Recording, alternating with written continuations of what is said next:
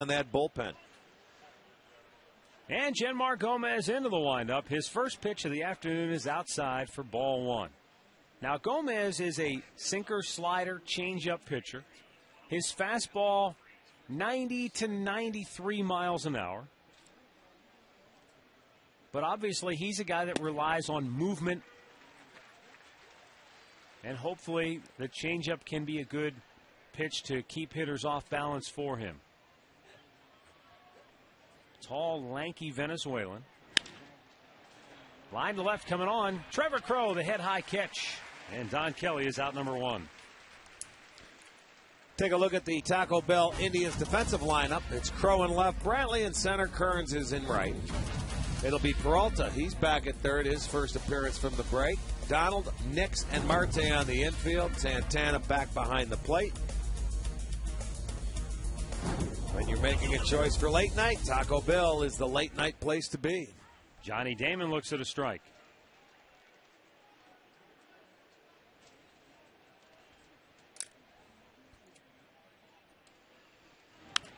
Fouled back.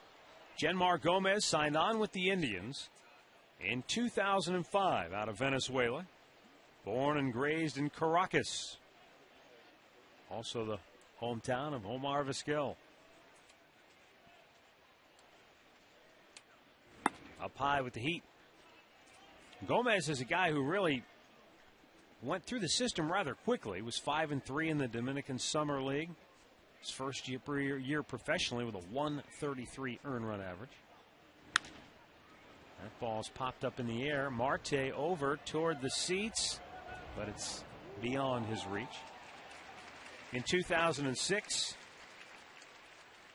he had another season where he went 4-3, pitched in 11 games, had a 2.48 ERA. Then 07, that's when he really took off at Lake County. He won 11 games, ERA of 4.80. Struggled with the transition to the Carolina League. His first year at Kinston was 5-9, ERA 4.55. Down low. But then last year, started out at Kinston, was quickly promoted to Akron. Wound up 10-4 for the Arrows with a 3.43 ERA, and included in that was a 9-inning perfect game. That came at the expense of the Trenton Thunder, which is the Double-A farm team of the New York Yankees. He threw 21 first pitch strikes that night.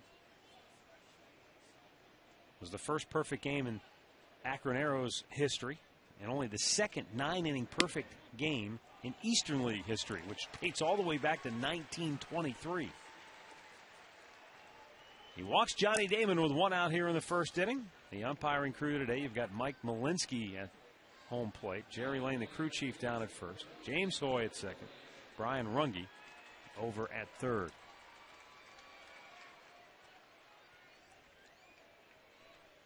Maglio Ordonez to the dish. Couple of Venezuelans here, and I'm sure a bit of a thrill for Gomez to be facing a guy like Ordonez right here. Well, yeah. Country men, you know, he knows a lot about Ordonez, who's the veteran that's been around for a long time. The 0-1. And like Gomez, Maglio Ordonez was not highly touted. In fact, he got on a bus and rode 4 hours just to a tryout camp when he was a young kid to get looked at, to, you know, hey, raise your hand and say, hey, pick me kind of deal. Not like they were beating down his door, but what a find he was eventually. Ooh, nice save by Santana there on the breaking ball. Saved a base. Oh, another Venezuelan. Did a nice job. Just he slaps it to keep it in front of him, and that ball easily could have got to the screen, but he got it in a good part of the glove. That is a nice job, and that's part of the game that he still has to work at up here at this level. Johnny Damon, the runner at first, has 7 steals, a 1-2 count on Ordonez. Outside, 2 balls, 2 strikes.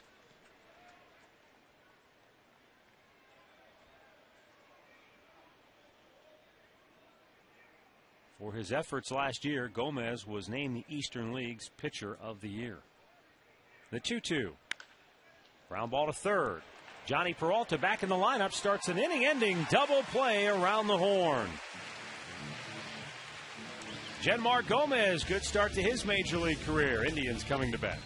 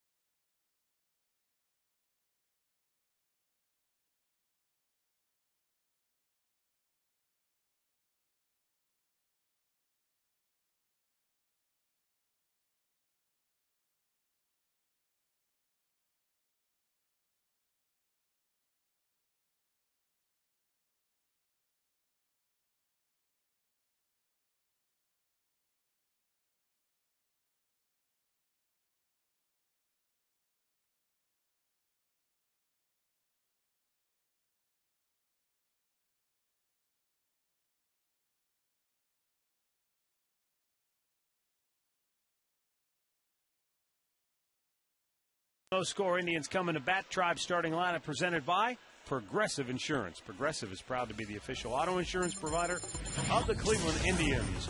Michael Brantley, Jason Nix, and Carlos Santana at the top of the Tribe order today. Then Austin Kearns, who's hit in 6 straight, including last night's game-winning RBI hit in the bottom of the 11th, will hit cleanup. Johnny Peralta back in the lineup hitting 5th, and it's Laporta who will DH, Trevor Crowe, Andy Marte, and Jason Donald.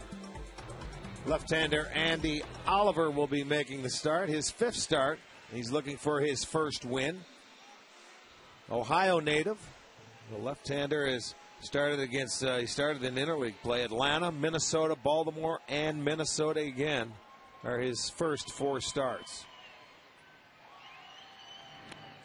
Andy Oliver from Vermilion, Ohio. He was a Vermilion sailor in high school.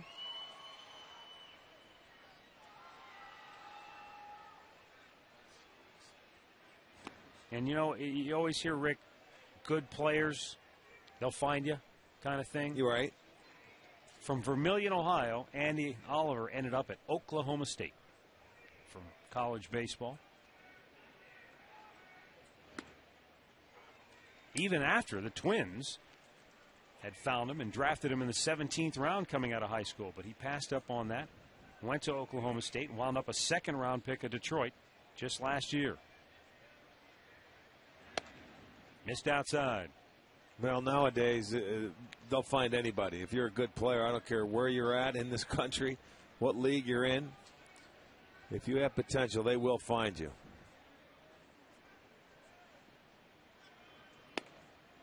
Caught the outside corner and runs the count full. Michael Brantley, the only left-handed bat in that lineup for the Tribe today. They've got a couple of switch hitters, but Manny Acta choosing to load it up from the right side.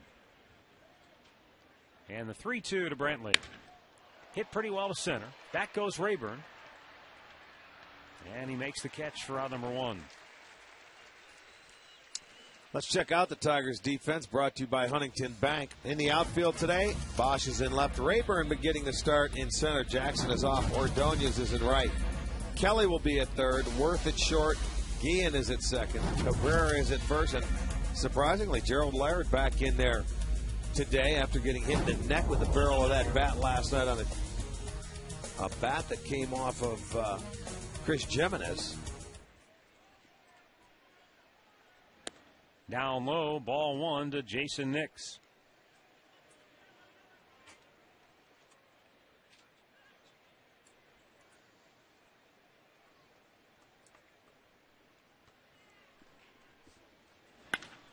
Nix hits a ball deep to left field.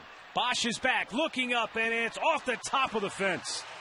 Rolling into second base with a 1-out double is Jason Nix. He was maybe a couple of feet short of hitting it out of here for a home run. Well, Nix, when he first came up, was not missing the fastball. And he gets one right here, and he doesn't miss this one. I mean, we're going to look at the location. I mean, it's right down Broadway, and he put a good swing on it and just misses a home run by a couple of feet. Nix into second, his 5th double. So now the Indians with an opportunity to take an early lead. That was very close. Just his 3rd hit in his last 24 at-bats. And it brings up Carlos Santana with a runner in scoring position now and 1 out. And that now extends that Indian streak 41 straight games with at least an extra base hit. Yes, it does. That's right. Last night it was this guy, Carlos Santana, who helped extend that streak with his home run. Well, Santana, I mean, from the right side of the plate, only 6 hits in his 33 at-bats. Comes out to a 182 average. And we're seeing now why so many managers will turn him around late in games for matchups. Yep.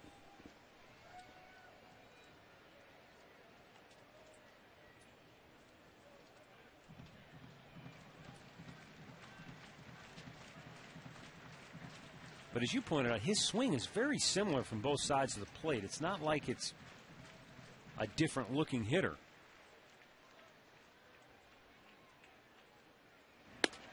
A good pitch in for a strike, 2-1 the count. I mean, that's the one thing. I remember when Eddie Murray was the hitting coach, who was a great switch hitter. You know, to maintain both sides of the plate, you may go a little while without hitting from the right side. You know, you're going to hit from the left side more often. That's a given. Right. But to maintain that right-handed stroke is not easy to do. I mean, we've talked to guys, Victor Martinez, who's been the switch hitters in the Vizquels, and it takes a lot of hard work. You know, above and beyond just taking batting practice. And sometimes you can't figure it. He could come out next year and be better from the right side than he is the left side. That's the one thing that's tough to figure out. And a 3-1 pitch is ball 4. That's the one thing, though, with Santana. He has a very good eye at the plate, and he has shown pretty good patience. And this is rookie year with the Tribe. Our great clip of the game from last night, Austin Kearns delivering the game-winning hit in the bottom of the 11th inning, plating Jason Nix, as the Indians have beaten the Tigers 3 straight. Relax, you're at Great Clips. Despite losing 4 in a row, Detroit is just a game and a half out of first. And that's because the Minnesota Twins have been beaten up on the Chicago White Sox. They're going for a sweep today. And the Indians will be heading to Minnesota after this ballgame. Brief 3-game series against the Twins in Minneapolis, and then the Tribe comes right back home. 2 on, 1 out. And Kearns takes a strike.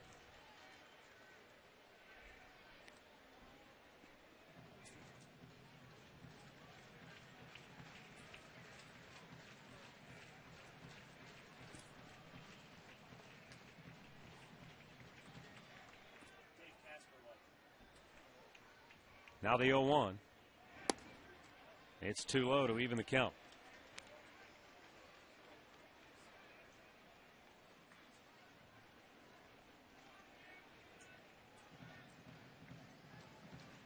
Andy Oliver with a fastball that will obviously get it into the low mid-90s, as we've seen here in the early going. We apologize. Our on-screen radar gun has been malfunctioning lately. We're working to get that corrected, but Rick and I will update you occasionally on the in-park radar readings. I think they had that out at the beach party over there. Got some sand in it. It fell in the water? Yeah. Maybe it fell in a margarita tank. 2-1 pitch. Back out of the play, 2-2.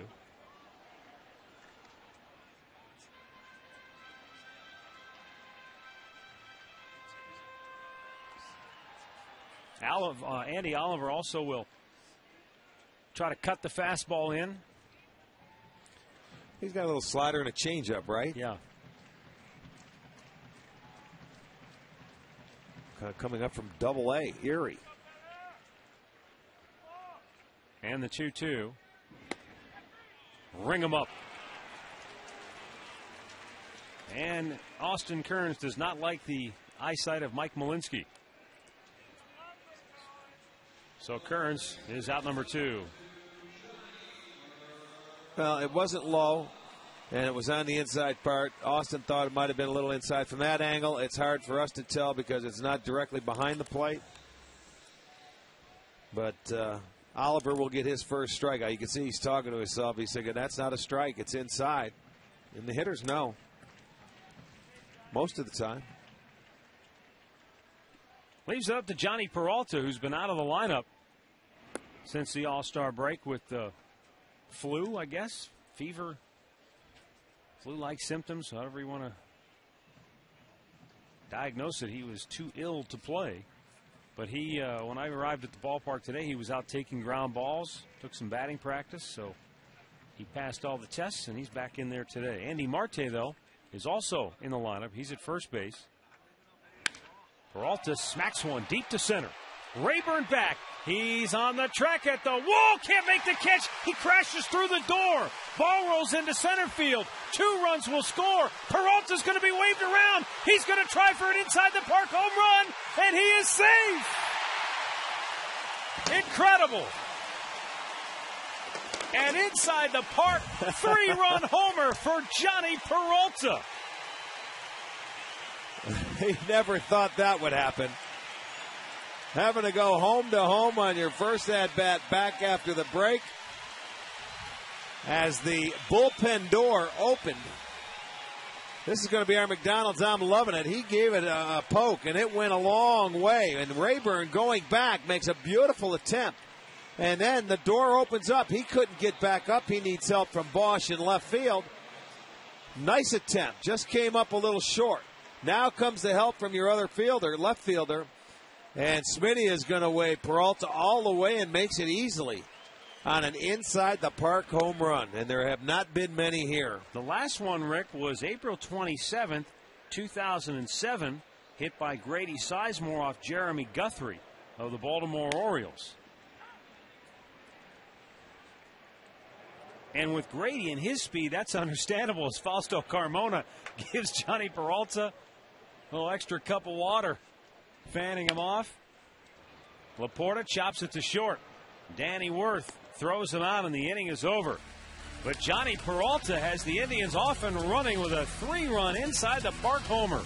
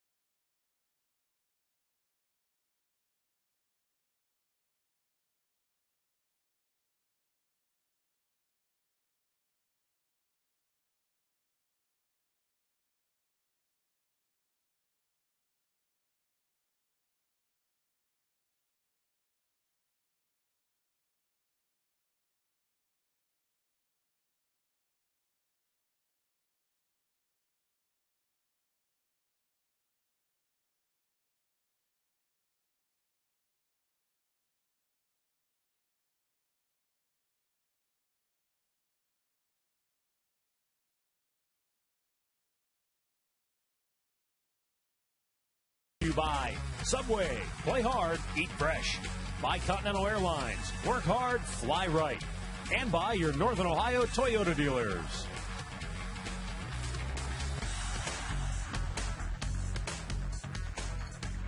Three 0 Indians, second inning here at Progressive Field on this Kids Fun Day, putting a wrap up on Beach Weekend. Miguel Cabrera, Brennan Bosch, Carlos Guillen for the Tigers against Genmar Gomez, and Cabrera chops it to third. Johnny Peralta He's getting a workout for his first game back. He's a little tired because of his feet. He didn't get to throw across the diamond. He's still breathing hard. One quick out brings up Brennan Bosch. Boy, you like one pitch outs when you're facing Cabrera.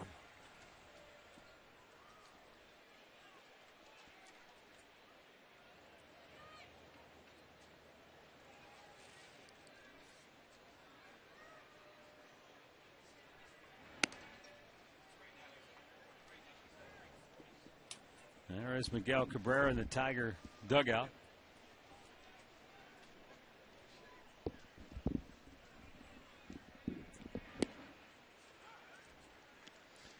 You know, that 3-run first may help Genmar go out there and relax a little bit now.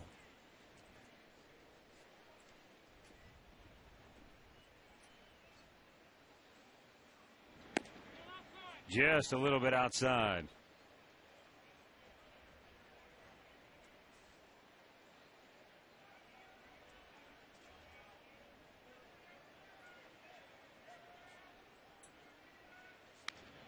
Bosch with a good cut straight back. Well, he has a nice swing, boy, for a rookie that leads all rookies in homers, ribbies, extra base hits. He's got a nice swing from the left side of the plate.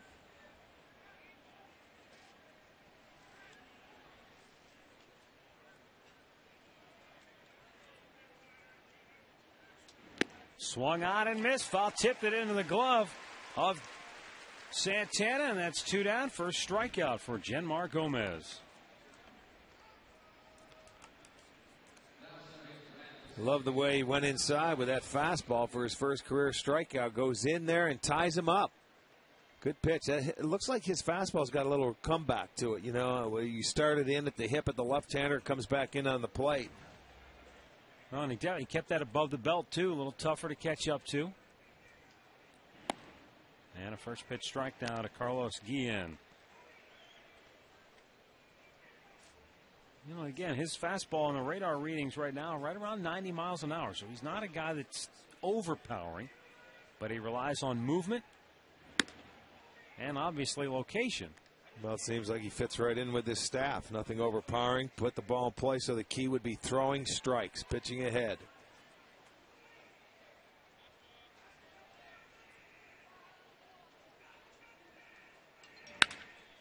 Line to center. And Brantley misplays it over his head. That ball had more carry than he realized. And into second base with a 2-out double goes Carlos Guillen. Yeah, you talk about being fooled on a base hit. One of the tougher balls as an outfielder is that line drive right at you, and Brantley was fooled right out of the get-go. He thought it was going to be right there.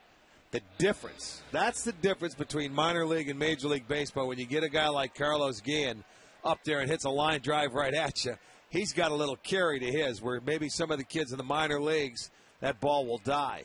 He was totally fooled on that ball. It'll go as a double for Guillen.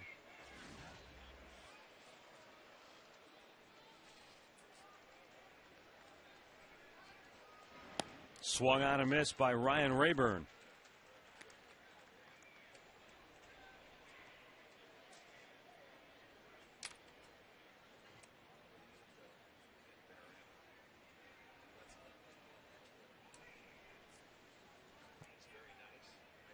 So 1-strike pitch. Chopped over toward third, and Peralta makes a nice play to retire Rayburn and the Tigers. We head to the bottom of the second here at Progressive Field. It's Cleveland 3, Detroit 0.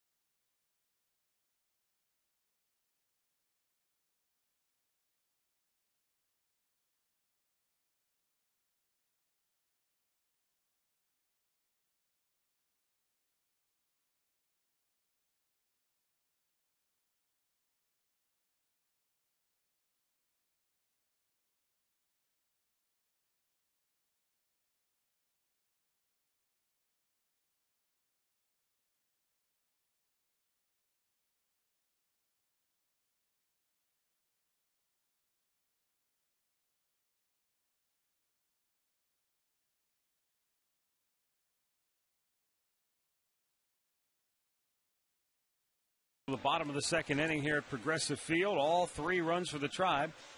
Coming on an inside the park home run hit by Johnny Peralta to straightaway center field in the first. Boy, and you talk about a rarity. This park opening in, 94, there's only been 6 hit in this ballpark. And I bet that you still remember the first one, don't you? David Bell off Randy Johnson. You got it. And that one was to left field. Yeah. You know the thing I don't remember about that? I'm assuming the center fielder was tracking the ball instead of backing up on the play. Because once the ball hits off the wall and goes past the left fielder, usually it's the center fielder that you have to. In this ballpark, you know, it's not that deep. You have to go over and back up. Now, I can understand this one with Rayburn going, you know, into right center field. The gate opened. He couldn't get up, you know, and go chase that ball down. And Bosch, you know, when that ball's hit the right center, isn't exactly sprinting over there to think it's going to come off the wall. So that gave him a little extra time. And Steve Smith, he was waving him home all the way, the Indians' third base coach. I don't think anybody's in more shock than Johnny Peralta right now. When he saw that arm going like windmill, he's thinking, oh, my goodness, I have to try and score. And he did it easily. And again, he hadn't played the first 3 games of this series because he had been under the weather. The 0-2 pitch, a little bit high.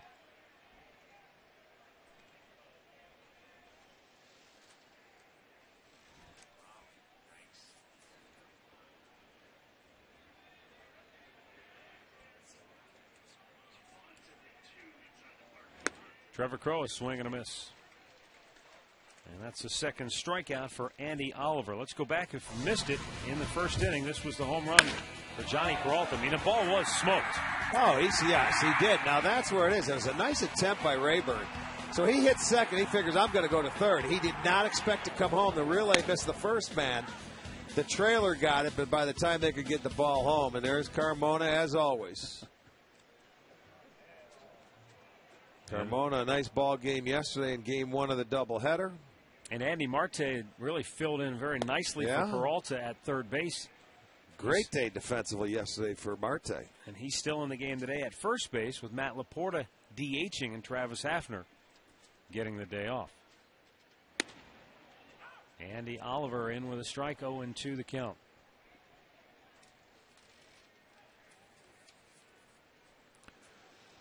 The Indians with 6 inside the park. The opposition has 2 in this park. Andy Marte with an opposite field base hit, 4th hit for the Indians. And a 1-out base runner now for Jason Donald. Picked on a breaking ball down and away. That's pretty good hitting right there. Just staying on it, going the other way. Take what they give you. That's a base hit to right.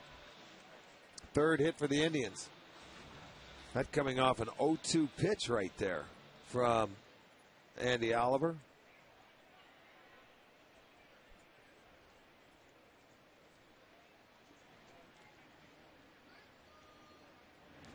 Jason Donald cuts and misses.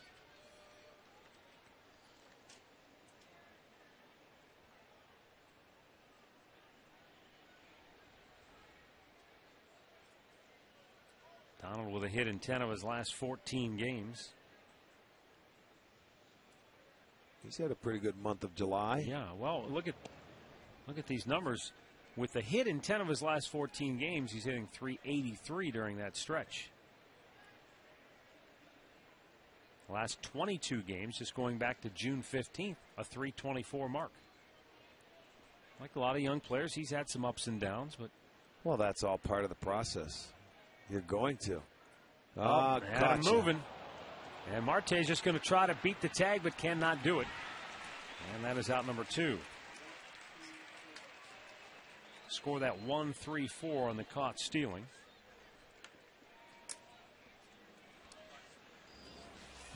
Going on first movement, and I mean, that's what you're guessing, that he's not going to throw to first base. They don't really have a track record on Oliver because he's such a young pitcher. So he went to first base. They guessed wrong. Marte thrown out. But I mean, the manager puts that on, and that's the chance you take. So the 0-1 pitch to Donald.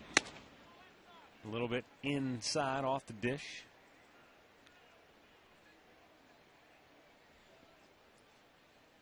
They're talking now, and that's exactly what he's doing. He's talking like this, and he wants just to get an idea with Marte. Obviously, they felt like they might have had an idea what his move was to first base, maybe when his feet get set. I saw him standing there talking about his feet. And that's what he's asking Marte. Were you looking at what we told you to look for? And the 2-1 to Donald. That's hit well to deep center field. Rayburn back to the plate. He's running out of room. This time he makes a catch. Unbelievable play in center field by Ryan Rayburn. Holy smokes. He takes extra bags away from Jason Donald, risking life and limb to hang on to this ball. Holy smokes.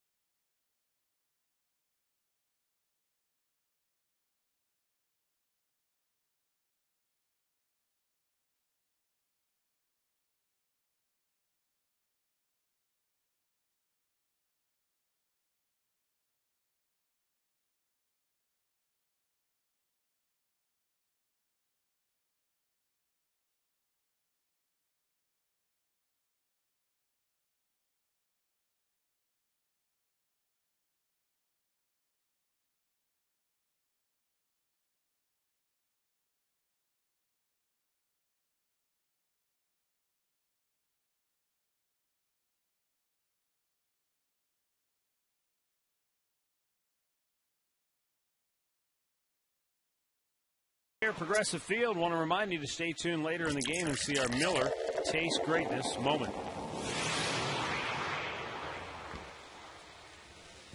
Gerald Laird, Danny Worth, and Don Kelly will bat for the Tigers here in inning number 3. Genmar Gomez, so far so good. He's allowed 1 hit. He's walked 1, struck out 1. Had a double play turned behind him to get out of the first.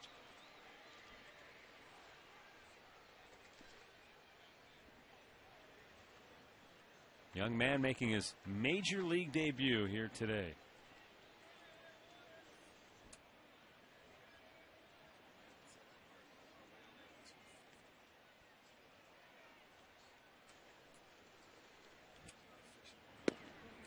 A strike is called to Gerald Laird. Anytime a pitcher throws a no-hitter or a perfect game, regardless of what level it's at, there's usually one, if not a couple of spectacular defensive plays that keep it alive or save the day. And that was the case with the Gomez perfect game at AA last year. And a guy who we've highlighted many times on our Subway Fresh Face of the Game made a diving catch to save that perfect game for Gomez.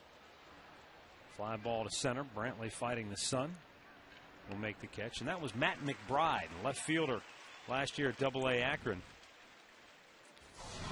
First, let's take a look at the catch.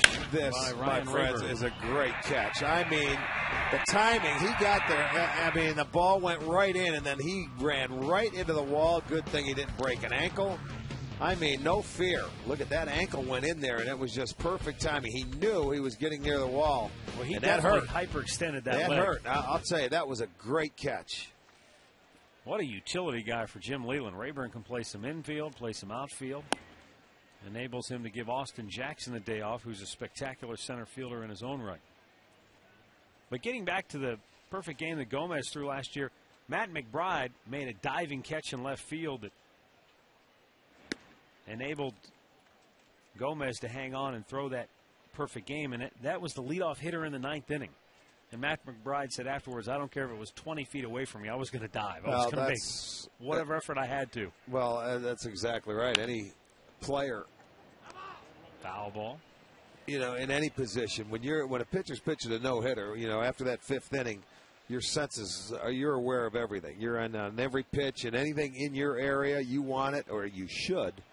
I don't. Maybe everyone doesn't feel this way, but you should feel that way. I want to catch it. I want to make a play.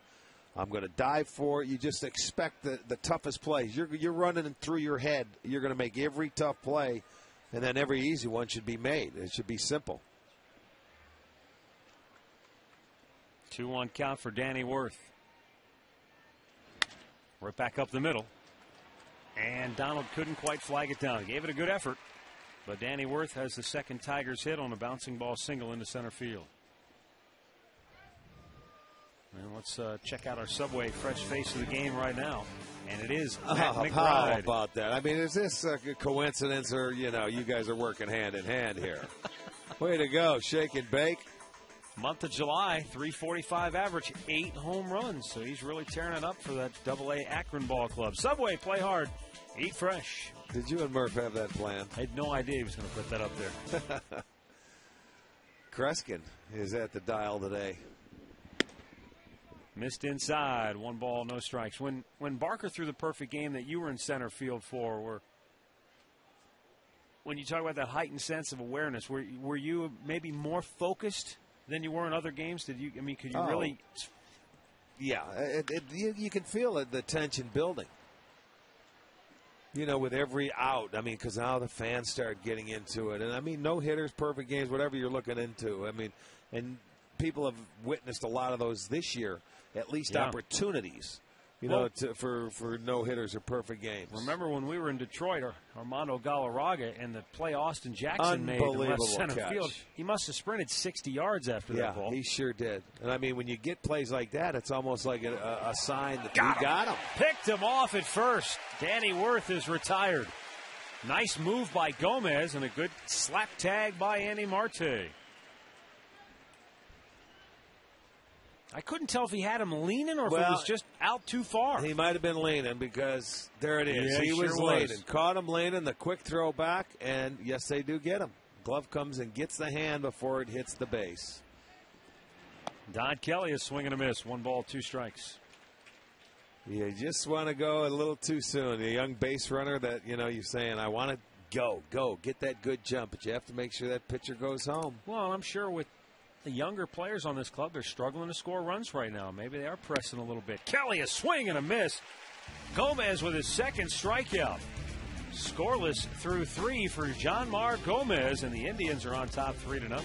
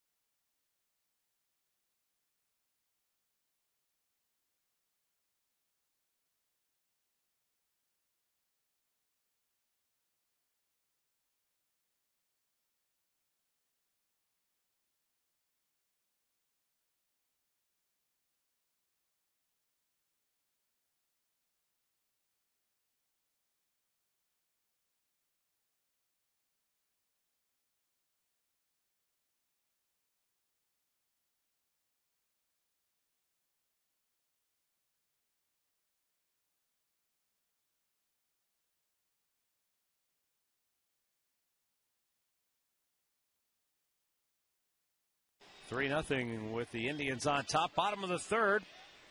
Folks enjoying a little fun in the sun here this afternoon on the shores of Lake Erie. Got to fix it now. guess the locking mechanism was not working properly. Well, huh? either that or he knocked it out of the hole. That could be too. You know, because he was going full throttle, man, when he hit that door. He might have just busted it open. Exactly right. Andy Oliver facing the top of the order here in the bottom of the third. Michael Brantley fly to center his first time up.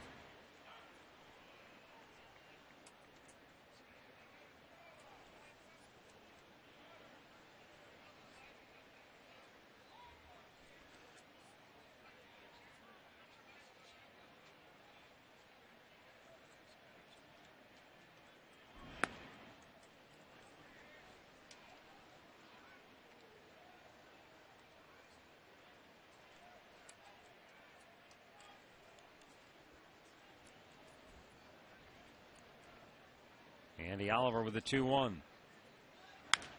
Brantley pops it back out of play.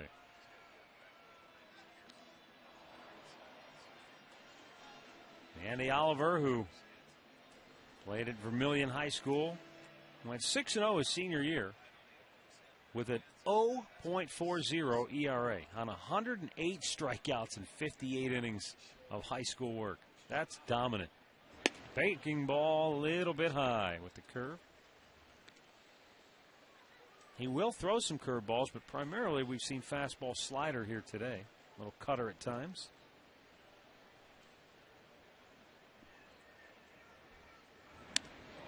Really spun him out of there with that fastball.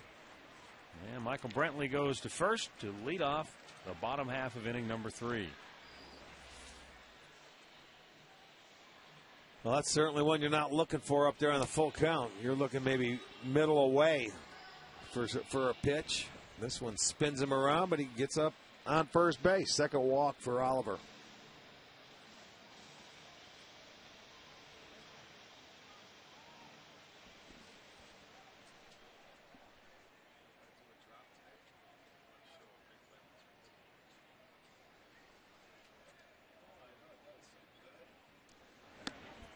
Ball pops loose from Laird, but holding at first is Brantley. I'm not sure if Laird was crossed up or if he just mishandled that one. I guess he must just didn't quite get good leather on it. Usually if it's a cross-up situation, he'll go out and talk to the pitcher. Laird normally very steady behind the plate with the glove. And as Rick told you last night, Chris Jimenez fouled a ball, or he didn't foul the ball, he broke his bat.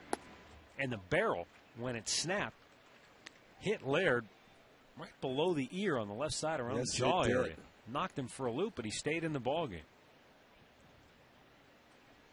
Well, I'm just thinking, you know, he's playing today, but Jim Leyland probably wanted the veteran catcher to catch this guy, making only his 5th start.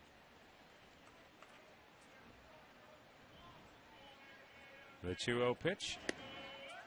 Inside corner, a called strike to Jason Nix, who doubled and scored in that first inning for the Tribe.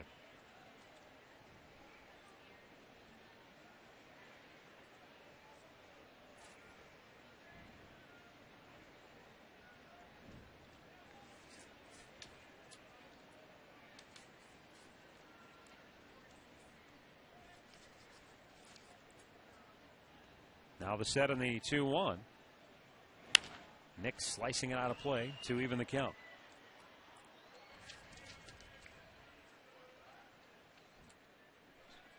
This is the 11th time that the Indians and Tigers have played a 4-game series since the Tribe last swept a 4-game series from Detroit here in Cleveland. So even though 4-game series within the division seem pretty rare, 11 times. There's the pitch. Swung on and missed. Got him. Third strikeout for Andy Oliver. 1 down here in inning number 3. Time now for our AT&T trivia question. AT&T Rethink Possible. 2 players have won 5 or more Gold Gloves with the Tigers. Who are they?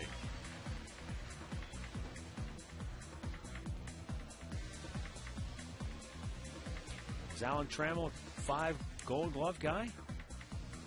Norm Cash? Whitaker? You'd start naming everybody, I guess. Yeah, you got to start thinking 5's a lot. It is. Here's a runner going. Pitch is a called strike. Throw down, not in time.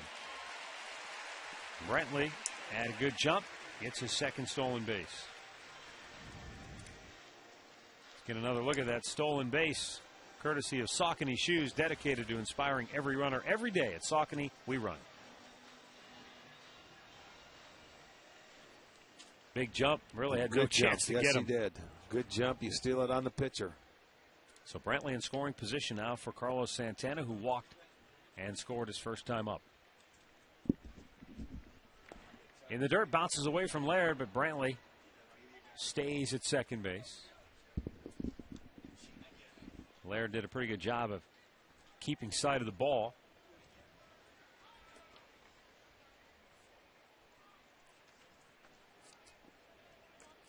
Carlos Santana trying to add to this Indians lead. They got 3 in the first on a 3-run inside the park homer, courtesy of Johnny Peralta, with 2 outs.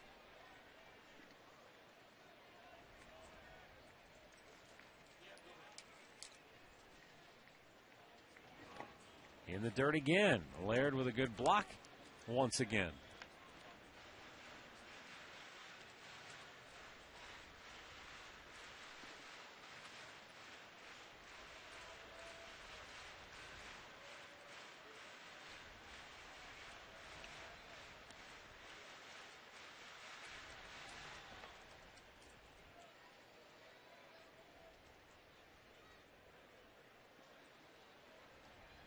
Outfield straight away for Carlos Santana.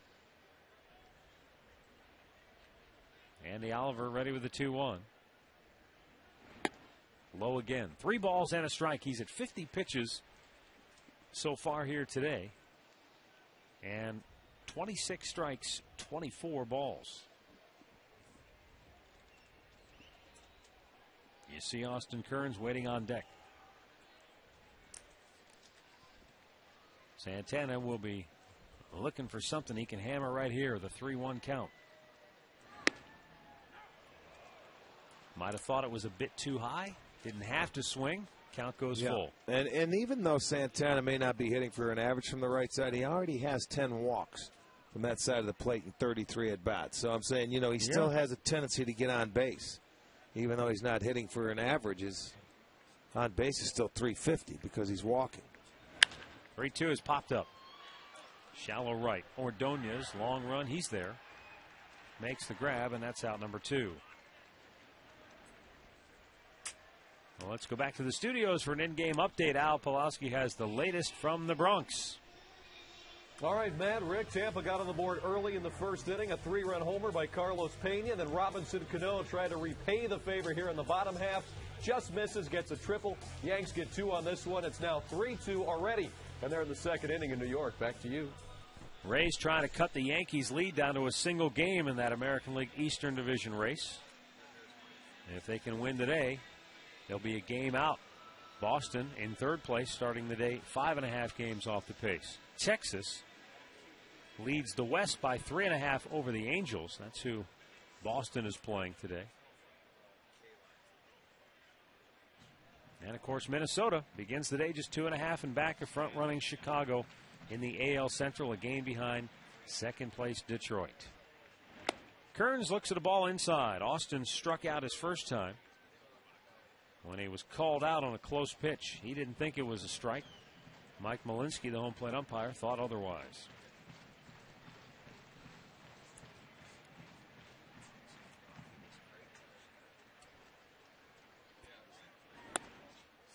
A little bit low. 2 balls, no strikes.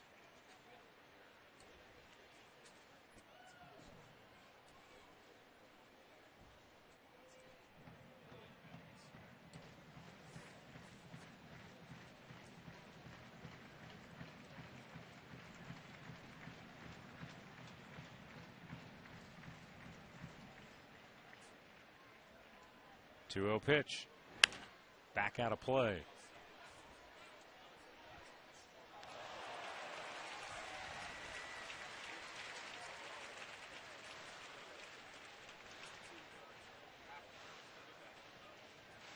Andy Oliver in his first professional season of baseball. That's one thing about the Tigers. They are not afraid to get their young pitchers to the big leagues in a hurry. They might not always stick and stay, but they get them up there. That's okay. I'll tell you, it started a few years ago with Verlander, where he made his first start from Double-A here in this ballpark. Porcello last year. Even before that, Bonderman was pretty young when he. Who's the left-hander? Andrew, somebody that went to Miami. That was a #1 draft pick for him in the trade. The left-hander that they called up, he was a #1 draft pick for him. I'll think of it. I know who you're talking about. I can't remember his name either. 2-2 pitch. A little bit low, full count.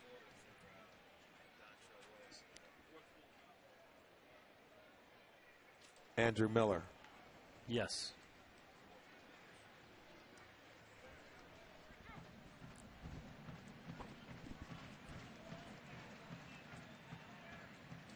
Runner at second with 2 down. And the payoff pitch to Austin Kearns. Outside, ball 4. So 2 walks in the inning for Andy Oliver. And the Indians have 2 on with 2 out for Johnny Peralta, who just missed hitting the ball completely out of the park his first time up. Instead, hit it off the top of that center field fence. And Ryan Rayburn crashed into the door, leading to the Indians' bullpen. The door burst open. And by the time it was all said and done, Johnny Peralta had an inside-the-park 3-run homer. And that's accounted for all the runs so far today. As you see, Rick Knapp, the pitching coach, out to talk with Oliver. He was about a half a step late getting there, and that ball just went right back where he came from. By the time Bosch could get over there to pick it up, Peralta circling the bases. He went for that side slide. He was out of gas. But it counts. 3-run homer for Peralta. That's the Indians' lead.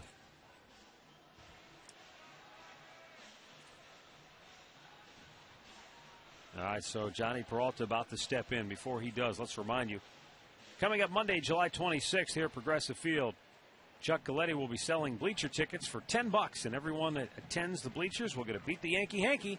Indians.com/STO. Order your tickets now. Pretty good deal, $10. Is that for the whole series? Just for that day, July 26th. Just for July 26th, not for the 4-game series. That's Chuck's Bleacher Blast. Turning back the clock, Pete Franklin. 0-1 pitch. Except you don't have to wear plaid to get in. Chopper foul.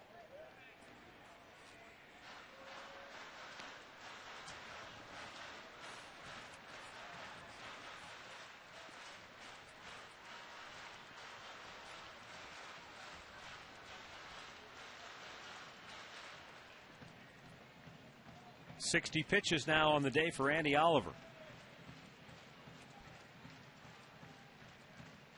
And the 2-strike pitch to Peralta. Got him. Indians strand a pair through 3, lead it 3-0.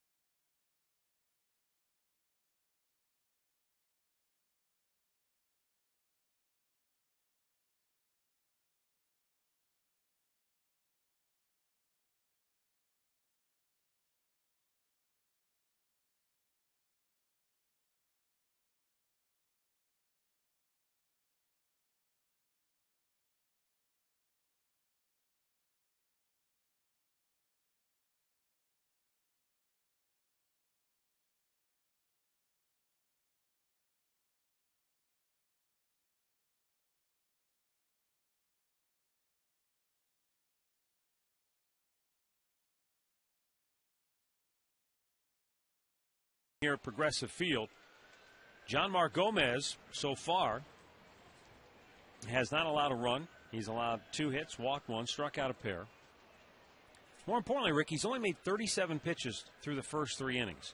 In the first 3 games of this series, Indians pitchers after 3 innings, Mitch Talbot 74, Fausto Carmona 56, Jake Westbrook 53. So he's the only guy so far that's been able to be a little more efficient. The one thing I think is a little fatigue here. You know, after the long doubleheader last night. Andy Marte takes it himself. Still nice, though. 1 down. Let's pause right now and let stations identify themselves. You're watching Cleveland Indians baseball.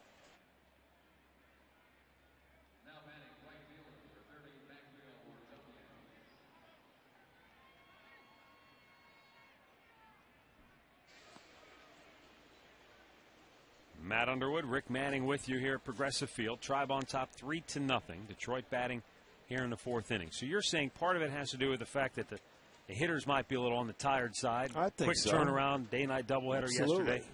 Yeah, I'm sure it has something to do. You still have to throw strikes. Right. That's obviously very important. What about the fact, though, that they also haven't seen Genmar Gomez before? That Maybe they don't have much of a book to go on. That's fine.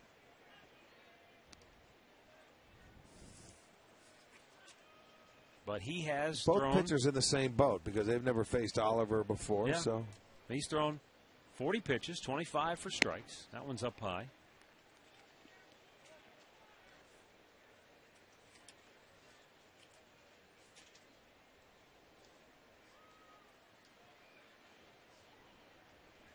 The 2-0 fouled back. Manny Actis said that this was a one-start deal for Genmar Gomez, a spot start, only because they had the doubleheader. There was no off days, so they were going to need an extra starting pitcher.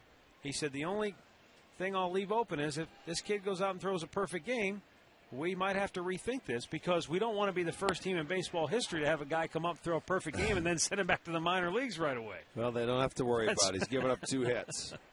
So that will not be an issue.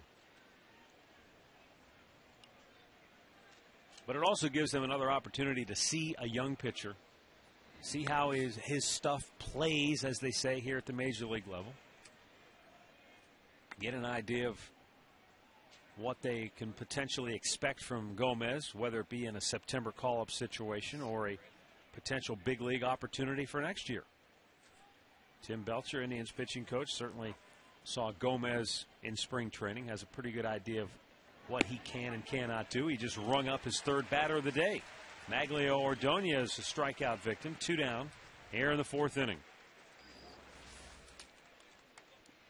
See that see how that fastball comes back? Yeah. He's got a little sink to it. Sure does. Starts off the plate, and the hitter gives up on that, and it comes back, and it gets the plate. So that's a pretty good pitch. Our achievement of the game brought to you by PNC Bank for the achiever in us all. Miguel Cabrera, 5 times an All-Star, only once with the AL after spending most of his career in the National League with Florida before coming to the Tigers. But he's in pursuit of a little history this year, a potential Triple Crown candidate. But as you pointed out, the hardest element of that trio for him will be the batting average. I mean, he can hit for average. He's a very good hitter. You know, I think in the second half they're going to start walking him maybe a little bit more. When you're driving in as many runs as he is, why pitch to him? Unless you, I mean, like yesterday, you had to. First inning, bases loaded, nobody out, and they got him out. But good like pitch. The first at-bat in this series, I thought it was going to be a long series. Westbrook, the veteran, had a chance. This man on second, 2 outs, or excuse me, 1 out, first base open. He chose to pitch to him, and he burned him. He drove in the first run. I said, boy, that's where you want to walk this guy. But Joe Smith got him yesterday in game 1 with a man in scoring position. He went at him and struck him out.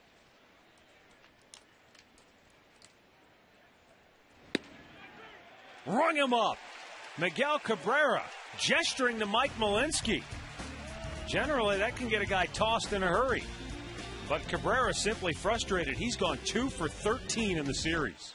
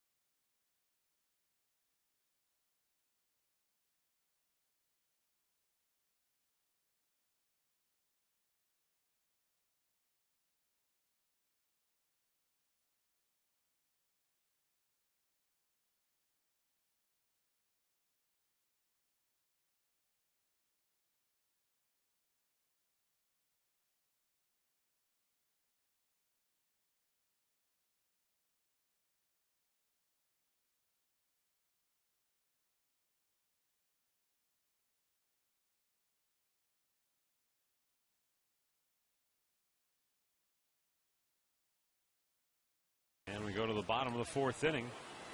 It will be Matt Laporta, Trevor Crowe, and Andy Marte. All 3 runs in this game came in the first. An inside the park home run by Johnny Peralta. Matt Laporta grounded to short his first time up. I want to send along a special happy birthday wish to Marie Stein of North Olmsted, turning 100 today. Marie, very special happy birthday to you.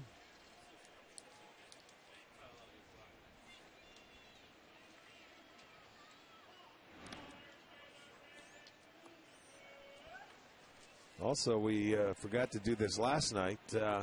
Dave and Tamara Safani welcomed Jamison Cash Kingston Safari into the world July 16th. And proud grandparents, Jeff and Kathy Sipos, our own horse that is out in Arizona. Congratulations.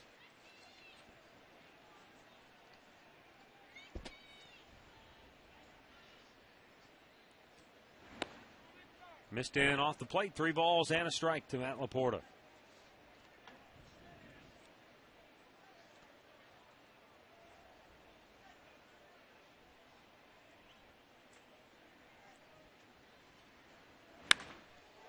There's a high fly ball. Left fielder Brennan Bosch back looking up, and it is foul.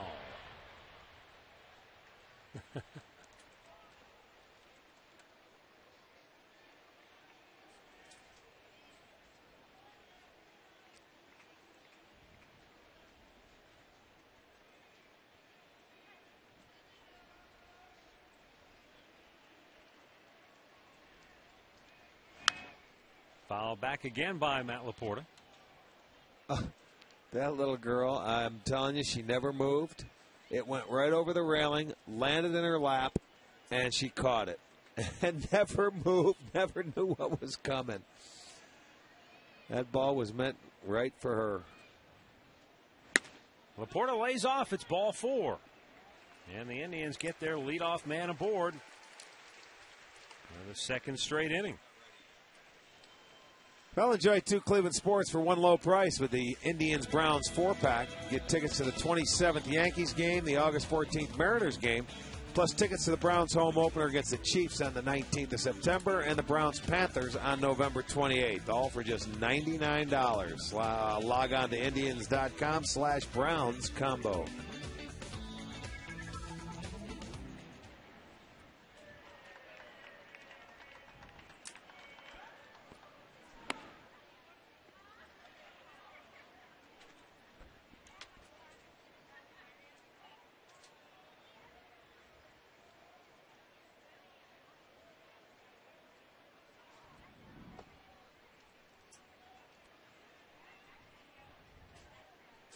Trevor Crowe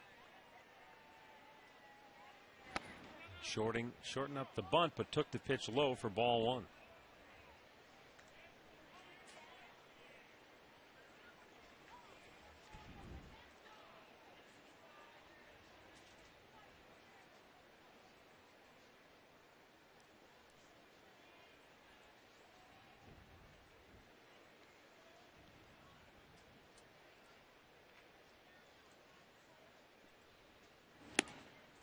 Caught the outside corner.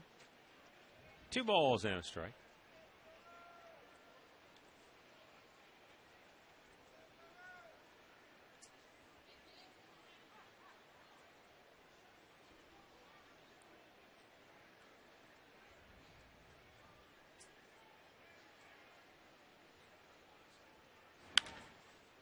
Out of play down the right side. That'll even things up.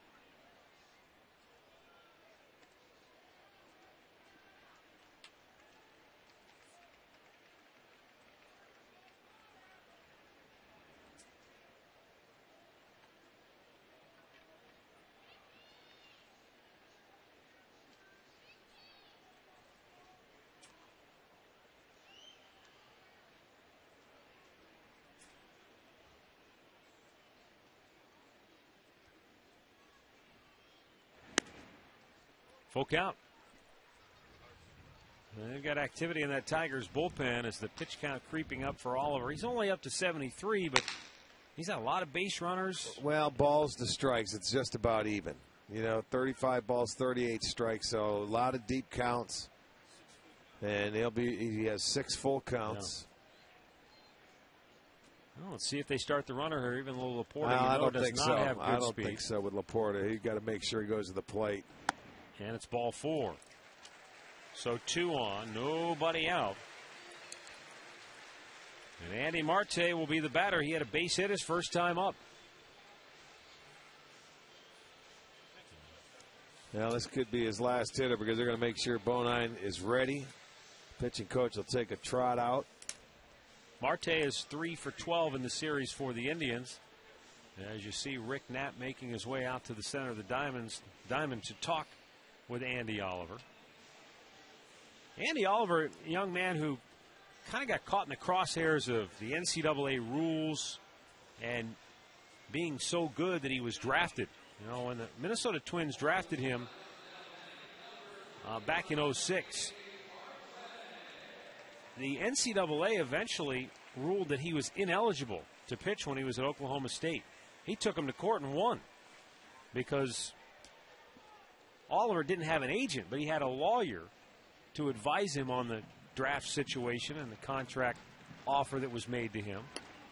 And the judge basically said, look, this is an absurd rule. If you have to allow the kid to have some legal representation if he's been drafted. You can't have him go through it without somebody to walk him through it. And so he ended up winning that case against the NCAA, which is somewhat rare. It seems like if the NCAA rules something, you're not going to win. But Oliver did. Marte bounces it up the middle. Backhanded nicely by Guillen. Long throw to first in time. Well, a good play just to get the one out that he realized that's the only one he could get because his momentum carrying him across the bag. Shortstop going for the ball, Worth as well. So nobody could get back to second, although they do get the runners in scoring position. I mean, it's odd that you get see an out. A ground ball and 2 runners advance. Yeah, like this. I mean, right at the bag. See, there's a shortstop backing up. His only play was to first base. So they do get the out. That's the good thing. But the good thing for the Indians, they've got 2 guys in scoring position and a chance for a ground ball to get a runner home. Jason Donald smashed one to center field his last time up. And a highlight reel play made by center fielder Ryan Rayburn. Yeah, you'll see that play a few times tonight when you're watching your sports. Well, Rayburn's had 2. Well, one where he crashed through the wall. Right. the door burst open. He was a half a step late on that one. That ball was just off. But this catch here off of Jason Donald, I mean, was a beautiful catch. Timing. Watch his ankle. See that toe? That hurts. As the pressure of his weight went in there, I mean, he's certainly going to have a sore foot tomorrow. There's a run. Ground ball to short. We'll get the run home. Worth throws out Donald. 2 down. That's Jason Donald gets his looking for. 15th run batted in, and it's a 4-0 Indians lead. Yeah, you add on right there. That's all you're looking for, and he gave you that run with the first 2 walks. 2 ground balls, you get another run without hitting a ball out of the infield. So that's nice to add on in that situation.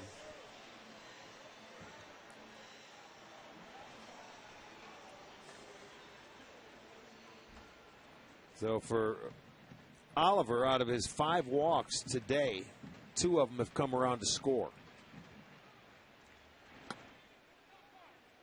And that's what young pitchers learn. Boy, you give up base runners and it comes back to haunt you. Yeah. But this, you know, it's all part of the process of learning and how to become a major leaguer.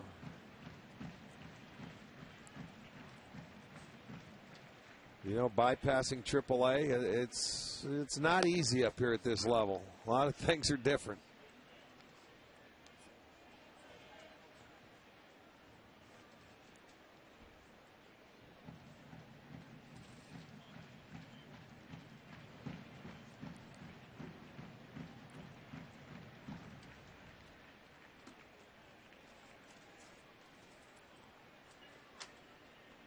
We watched Rick Porcello last night, a kid that had a great rookie year, winning 14 games for him last year. Struggled this year. They sent him down to the minor leagues. He came back last night, pitched 8 innings, and pitched a beautiful game, although he had a no decision. But even he, after having a year under his belt, scuffled at this level and struggled. The 1-1 pitch. Brantley with a ground ball. Nice backhanded stop by Kelly at third. His throw, though, wide of the mark. And coming around third to score on the play will be Trevor Crow. And the Indians lead it 5-0. Boy, it was almost a spectacular play by Don Kelly, but his throw wide of the mark. And then how about the cat-like reflexes of our officer down there who got off his stool to get out of the way as that ball ricocheted just beyond the Tigers' dugout. Take another look. Beautiful catch. Now you have to get up and make the throw, and he rushes it a hair. And it's way off line. Nothing Cabrera could do. I'm sure that's going to be an error. A hit and an error. Okay, give him a single. No RBI. Because he will come around to score on the throwing error. That's going to be it for Andy Oliver. His day is over. Indians lead it 5-0.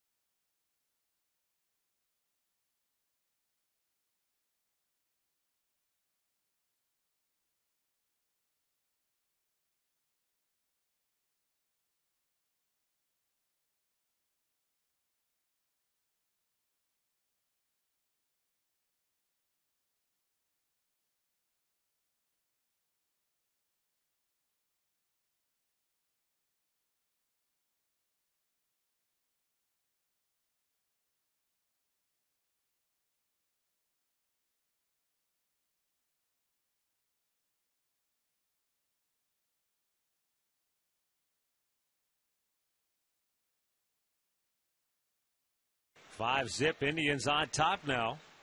Tribe getting two big runs here in the fourth inning, one on a ground out and one courtesy of a throwing error. And that signals the end of the day for Andy Oliver, and it brings on right-hander Eddie Bonine. Well, that's when you say thank you. They have two runs without even getting a ball out of the infield.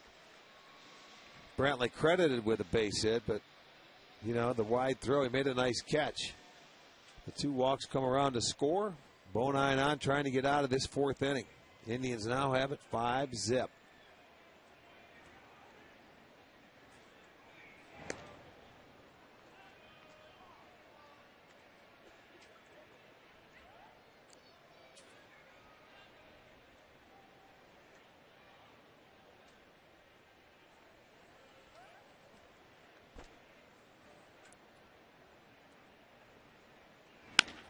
Ground ball, base hit in the left field for Jason Nix. His second hit of the day. Indians at first and second with two down here in the fourth. The Indians have about 14 hits, I think, with two outs. In the series. In the series. Yeah. They've done a nice job with two outs. 14 base knocks. For whatever reason, Matt, they've done that all year long. Why? I don't know. It's hard to explain.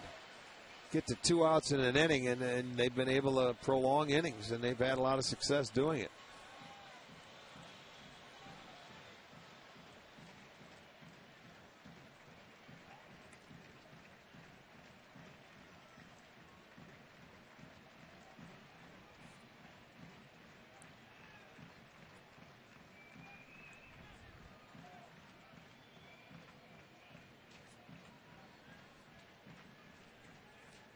Two on, two out. Carlos Santana walked and scored in the first. Flied to right his last time up. Gets a chance to bat left-handed now for the first time today.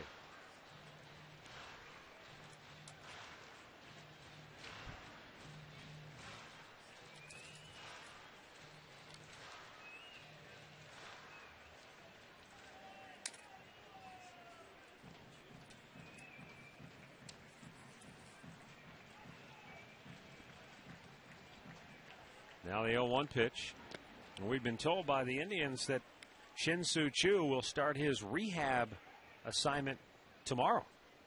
Very good. So I relayed to you my conversation with him the other day about how good he was feeling, and he was hitting, and he was hoping he was going to be able to get right back very soon. And it sounds like he and Cabrera are about on the same schedule to get back with the big league club. That tells me that Cabrera will probably be, when they send Gomez out, maybe he'll be the one that'll take that spot, huh? Going to Minnesota tomorrow? I'm Possibly. thinking. That's 6 games he's had down in the minor leagues. I think there's a real good chance. They got to make a move if they're sending the kid out after he pitches today, so I'm thinking Cabrera. And Anderson Hernandez was designated for assignment before the ball there's game. Your infielder. That's a good thing, man. Let's get some of the guys back. Hey, we're getting the band back together. Well, let me tell you, it's a long time to play when you're playing without your regulars, or the guys that should be out there every day. No doubt about it. Now, Jim Leland's regulars have not played very well in this series. And, you know, I'm sure there are those who would say they look uninspired, they look lethargic. You always look like that when you don't hit. Well, and the big boys that get paid to hit haven't hit in the series, and for whatever reason, I mean, you give the Indians pitchers credit.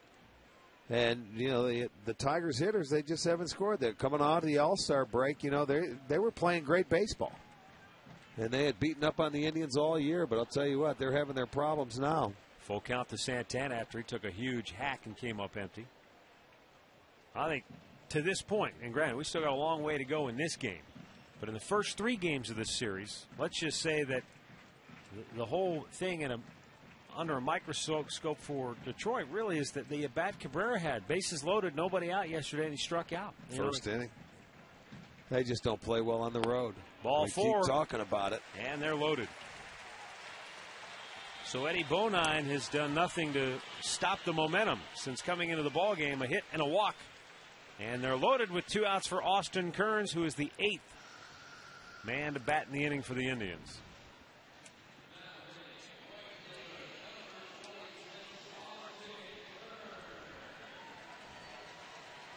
About Santana today, he's had 3 at-bats, Matt. 17 pitches he has seen. He's walked twice and flew out to right.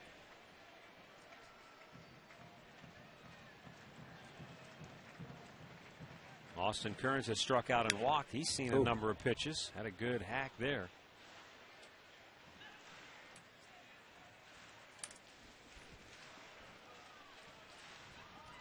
Kearns trying to make this a really big inning for the Indians now.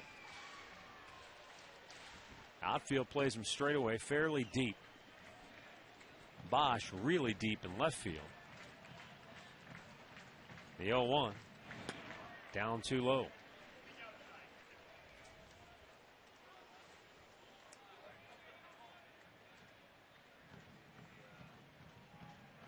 Thought it was interesting last night, Austin Kearns telling us that the young guys on this team, you know, he's sort of the veteran, the sage, if you will, but said these guys ask a lot of questions. And he's primarily a guy who leads by example. He's not going to go. Yeah, he's good. He's a good veteran to have here. And I mean, at the expense where this guy didn't have a job. Manny Acton knew him because he played in Washington the last 2 years. He was hurt. So Manny brings him into spring training, you know, on like a minor league contract. Come on in. Come on into spring training. We'll see what you can do. And the guy makes the team, and he's come in. He's played every day. He's hitting in the middle of the lineup, and he's earned it. It's a great story. Called a strike to even it up. I mean, he knows what it takes. I mean, he started his career down in Cincinnati when they had Dunn and Kearns and counted on big down there. They thought they were going to be there for years and years. No one will be happier to see Choo and Cabrera return to the lineup than Austin Kearns, because that'll give him a little more protection around him. They'll make everybody better. You know, everybody. Just not one guy, the whole lineup. Well, this Sunday crowd has had a lot to cheer about so far, and they're on their feet now hoping to see Austin Kearns poke a hole in this one. Bases loaded, 2 down. Runners will be off with a 3-2 pitch. And a line drive to third caught by Kelly. Well, they barreled it up, but Kelly made the play to end the inning. Tribe gets a pair through 4, 5-zip Indians.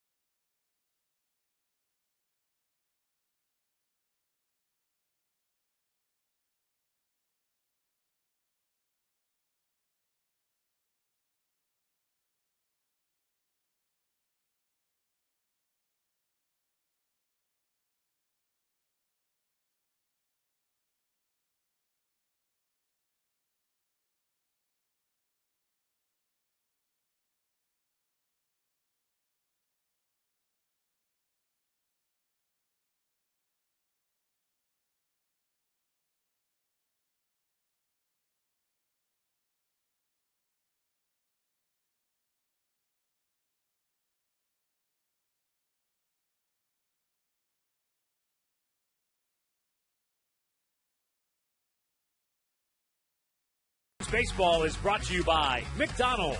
New real fruit smoothies are now available in wild berry and strawberry banana flavors. By KeyBank. Stop in and start a conversation and unlock your possibilities.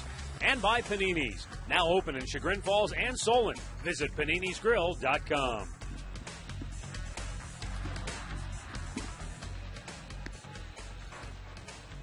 Beautiful day out on Lake Erie as the Indians and the Tigers wrapping up a 4-game series today. Indians trying for a 4-game sweep. It would be their first 4-game sweep against Detroit here at home since 1991. That's still hard to believe. But the year they lost 105, and they were scuffling this year and have a very good opportunity to do it here in 2010. But if you just plopped, let's say you were an astronaut and you were outer space, and you plopped down here today, you would never know by watching this series that the Indians were a team with 54 losses. They've played well. They played well the whole series. They pitched well. Yeah. That's what I like. They pitched well. Defensively, they've been very good. Well, when you look at it, from the 5th inning on in the series, Detroit has not scored yet. From the 5th inning on. They've hit 186 or 11 for 59, and they've been outscored by the Indians 7-0. And normally they're a team that scores from 7, 8, 9. Outscore their opponents because you gave that number on day number 1. Yeah, they've been deadly in late innings. Well, it's been reversed on them, and you see what happens. It's tough to win ball games when you don't score. Look at that. The middle part of their lineup has been dreadful. Well, that's good. You need it for about another 5 more innings. And then you can go ahead and don't worry about them because then the Indians they've got a rough road coming up too. 3 in Minnesota. They come back 3 against Tampa, 4 against the Yankees. All the big boys, all the contenders. Yes, indeed. And this one started that stretch coming out of the break. They had a tough stretch going into the break. 20 consecutive days going into the break. So that was a welcomed break for the Indians. I guess not so much now for the Tigers because they were playing well before the break.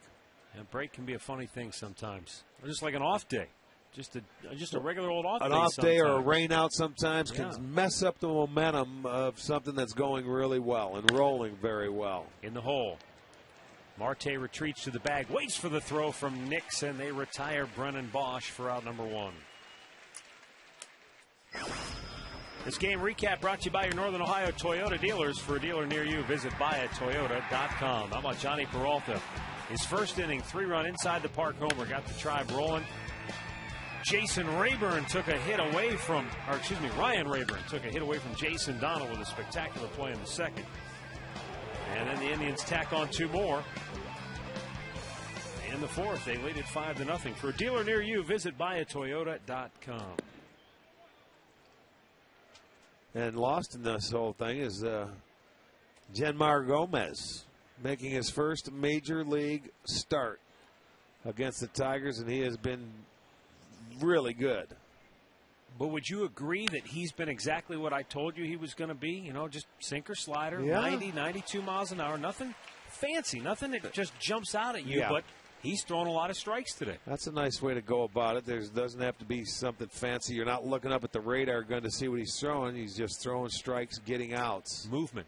Get good movement on his pitches. You pointed out that with that right-handed hitter, he can throw to the outside part of the plate and bring it back over the corner. Kearns makes a nice running catch for out number 2. And for the left-handed hitter, he can freeze him with that pitch and bleed it over the inside corner. That's right. Started at his hip, let it come back in. He tied up Brendan Bosch there and then picks off a runner at first base who wanted to try and get a head start.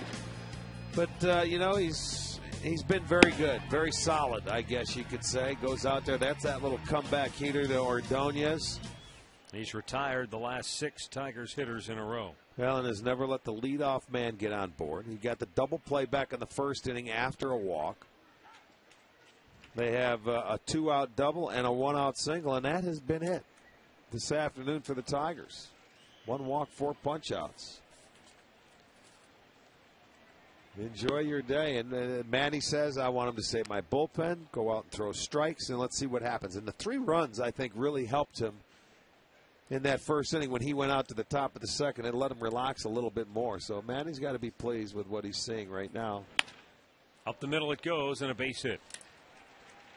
The old bug on a rug right there for Ryan Rayburn. Just hugged the grass all the way up the middle. And a 2-out single will bring up Gerald Laird. Well, dinner on the diamond will return to Progressive Field. That'll be Friday, August 20th. It includes hors d'oeuvres and dinner served right out on the field. Plus, you'll play catch on the field, take batting practice in the cages, and, you know, you'll be able to watch the Indians-Tigers game on the scoreboard. Call 216-420-HITS or visit Indians.com. Pitch a little bit outside for ball 1. You look at Genmar Gomez, though, and here is where you still need the trained eye to give you information, because you can look at the stats, and the stats will tell you certain things, but they don't always paint the whole picture. Ground ball to third will end the inning.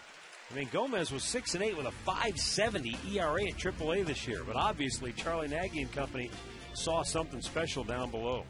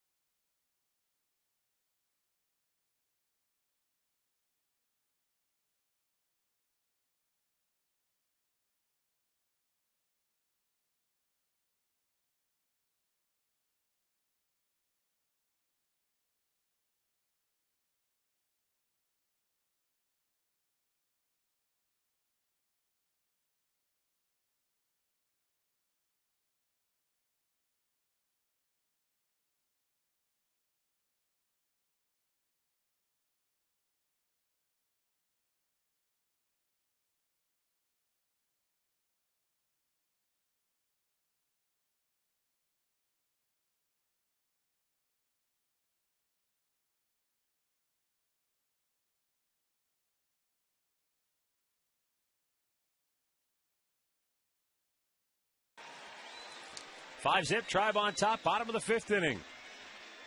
Kids Fun Day wrapping up Beach Weekend on another scorcher here in downtown Cleveland.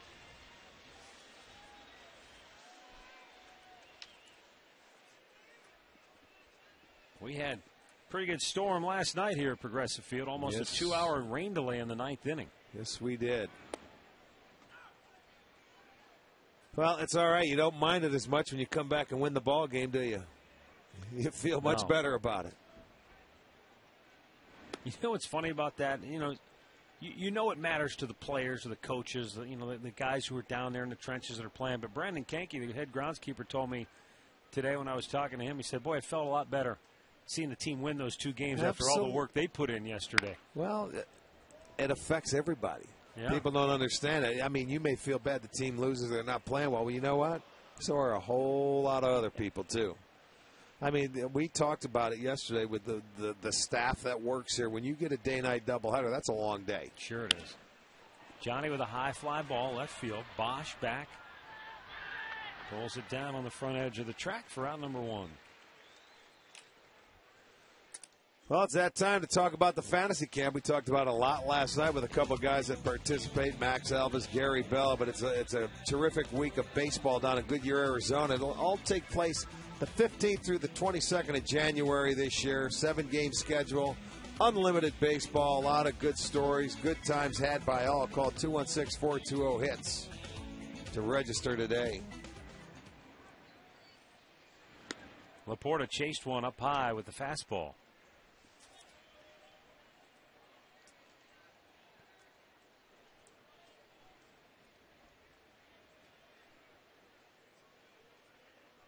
Matt Laporta walked and scored his last time up.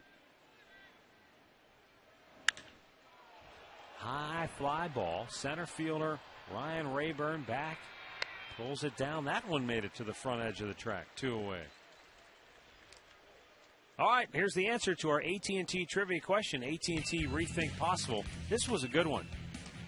You got to go back to the old days. Al Kaline, a great Tigers outfielder, and the guy behind the dish who was so good with all those great Tiger pitchers, Bill Freehan. How about 10 Gold Gloves, man? Kaline, I mean, he's still with the owner and with Dombrowski there every day. He's a big part of this Tiger organization. He's a good advisor, isn't he? He's a great guy. Yeah, Hall of Famer, a terrific person.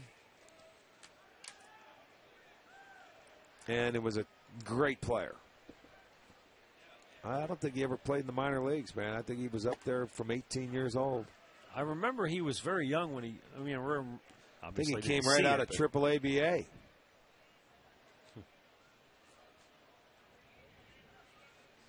The 1-1.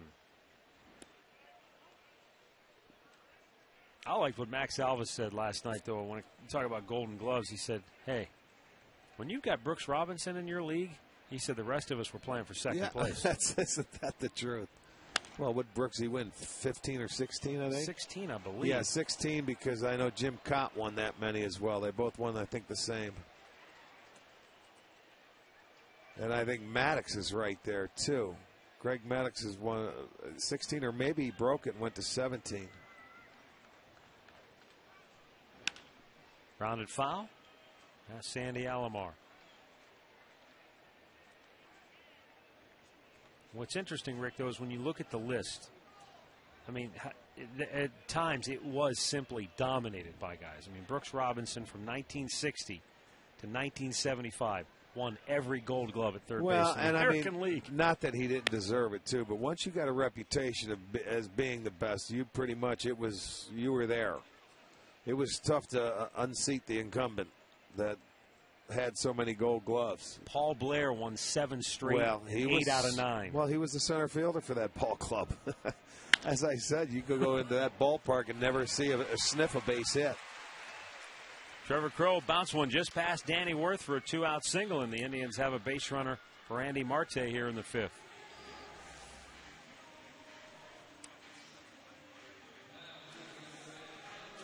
Gets it under the glove of a diving Worth. There's another guy, your guy, George Scott. 1, 2, 3, 4, 5, 6. He won 6 straight and 8 out of 10. Only Joe Pepitone and Jim Spencer broke up his run. Frank White won a host. Oh, boy. Gold He was gloves. good. Marte with a soft liner to left. Coming hard and making the sliding knee catch is Brennan Bosch. And that'll do it. We played 5 complete. 5-zip Indians.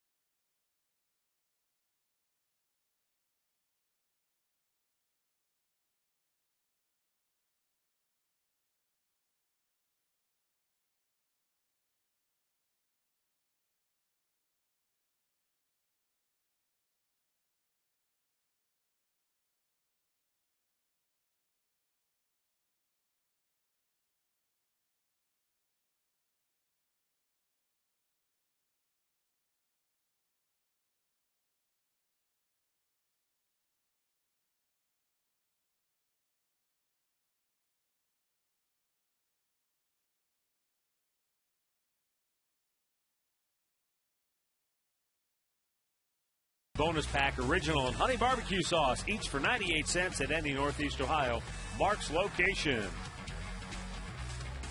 So come into your nearest Mark's, where you'll find a huge selection at low prices every day. 5-zip, Tribe on top, 6th inning. And Genmar Gomez has pitched 3-hit shutout baseball through the first 5 innings of his major league debut. He has struck out 4. He has walked just 1.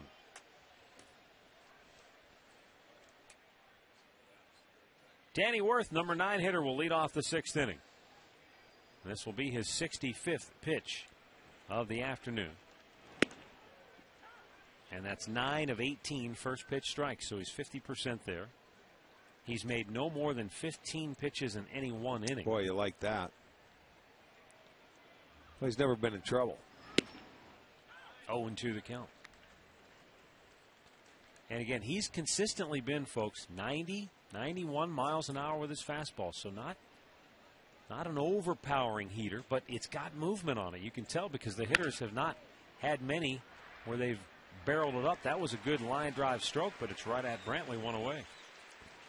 Let's shoot you back to the studios for this in-game update. Here's Al Pawlowski with the latest on the Twins and the White Sox battle. That's right, Matt. They're underway at Target Field, and here in the 2nd inning, scoreless. Tomey's on first. Delman Young leaving the yard. 2-run homer for Young, his 2nd of the year, and it's 2-0 in favor of Minnesota over the White Sox. 3rd inning, back to you. All right, thanks, Al.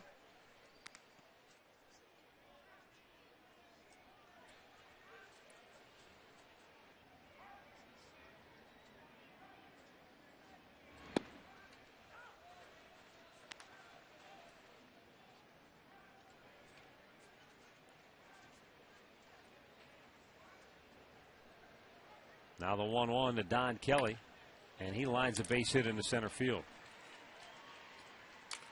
The Tigers have a couple of players in Don Kelly and Ryan Rayburn who are certainly athletic enough that they can fill some different needs for Jim Leyland, whether it be on a weekly basis if your guy goes down, or if it's just a spot start here, you need to give a guy Role a day players. off. Yeah, I'll tell you what. Rayburn played second last night. He's playing center today and made that beautiful catch. Kelly played third. He can play left. He can also play center. They've got some, guys that can move around the field a little bit. When you have a veteran team, when you have a Damon, Ordonez, Cabrera, it's nice to have guys that can play numerous positions. You know, that to me is what baseball is becoming. I mean, you know, you're losing the fact of a one DH guy. Blistered right between the legs of Andy Marte down the right field line. On his way to third goes Don Kelly. Now, that ball was smoked. It was definitely hit hard. But Andy Marte, I'm not sure he ever even had leather on it. Take another look. Well, let's take a look. Well, I don't care how hard that's hit. That's got to be an error. That's got to be an error. I mean, that's a ball you got to make. You got to catch. It was right at him. He comes up. It sure was. He was afraid. No siree. That's got to be an error. You got to at least stop it. And so with the error, the Tigers now have runners at the corners with one out. I know it was hit hard, but that's no excuse. Maglio Ordonez, the batter, 0 for 2. And really for the first time and only time today, Genmar Gomez is in a little bit of trouble now. Well, that's the part of the lineup they've been able to get out when they've had opportunities. They're going to have to continue because these are the guys that can bring you right back in a game. Ordonez hit into a double play to end the first inning. Struck out his last time up.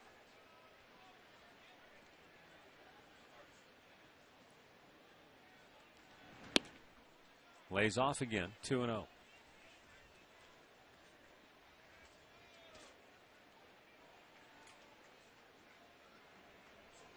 One for 15 in the series. Ordonez, Cabrera, Bosch with runners in scoring position. Well, here's a telling stat. The Tigers' middle of the order, 3, 4, 5 hitters, and they are awesome in terms of the numbers, have 2 ribbies. The Indians' 7, 8, 9 hitters have 7 runs batted in. Well, we gave you the number. They haven't scored from the 5th inning on in the series. Is that about to change? Well, not if Genmar Gomez can help it. His 76th pitch of the day is fouled out of play. This is a key spot to watch closely if you're Tim Belcher and Maniac, to see if the heart rate quickens, if he can maintain his composure and his delivery. 2-2. Ripped down the left field line, fair ball. That's going to get a run home. Kelly scores. Damon on his way to third. He'll be held there. And Tigers at second and third on the RBI double for Maglio Ordonez. His 17th double, 57th run batted in on the year. We may see Tim Belcher now because they're going to have to get that bullpen up here. He's got that ball, that little sinker coming in, and Ordonez, he can cheat on you inside if he's looking in there and hit a bullet down the left field line. So that'll be a double for Ordonez. The second hit coming from the 3, 4, 5 positions. And, you know, you've got the big boy Cabrera coming up now. He can get you right back in a game.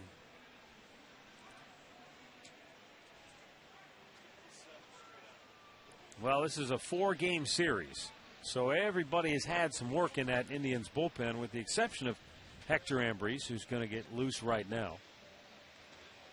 But really, I mean, when you look at Gomez and what he's been able to do here today, if not for the error, he might be out of this inning right now. Well, the error, you get at least one out. That was hit so one, hard, right. You probably would have had a double play. But, I mean, you don't look at it that way. It's all part of it. You know, you give extra base runners. I mean, Detroit had the error in that one inning where the Indians were able to score a couple runs. So now the Indians are just giving it right back.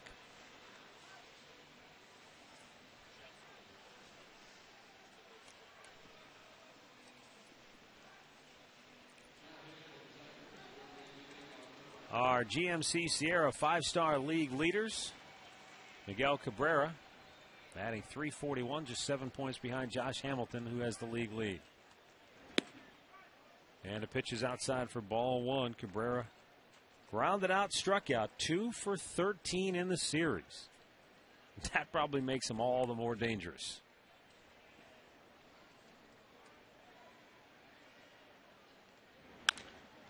In the air, right center field. Kearns over into the gap to make the catch. Tagging and scoring is Johnny Damon. And it's a 5-2 ball game.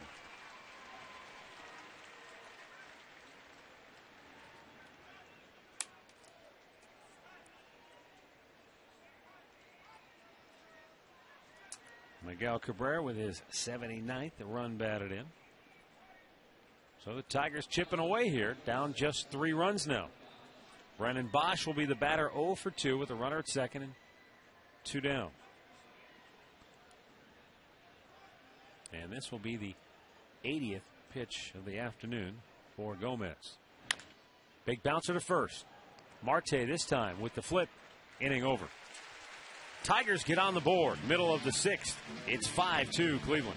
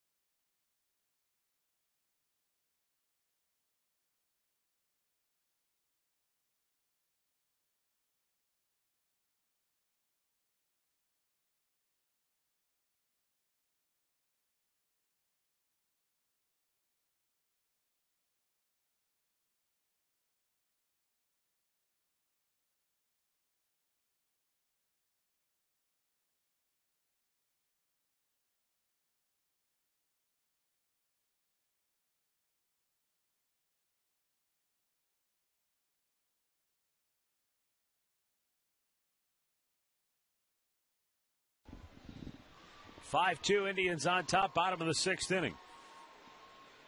Tribe will send Jason Donald, Michael Brantley, and Jason Nix to the plate. Eddie Bonine came on in relief of Andy Oliver in the 4th inning. And he gave up a hit and a walk. Gave up a 2-out single in the 5th inning.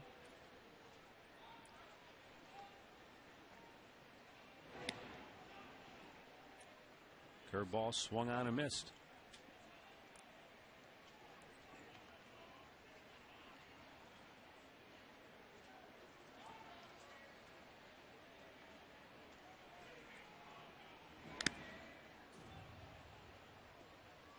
Oh, and 2 the count on Donald as that foul ball came back and whacked Gerald Laird.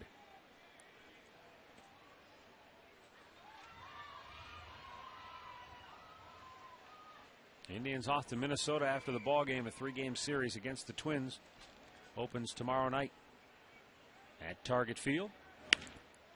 Bloop towards center. Going out is Carlos Guillen. He's there. And the second baseman has it 1 away. Here's our Miller Taste Greatness moment on this day, 1995. Albert Bell facing Lee Smith with the bases loaded. And that's a game winner, folks. Hit that one in the barbecue pit. That was a great line afterwards. Lee Smith of the Angels saying, Albert Bell, hey, he hit it in the barbecue pit. Yes, he did.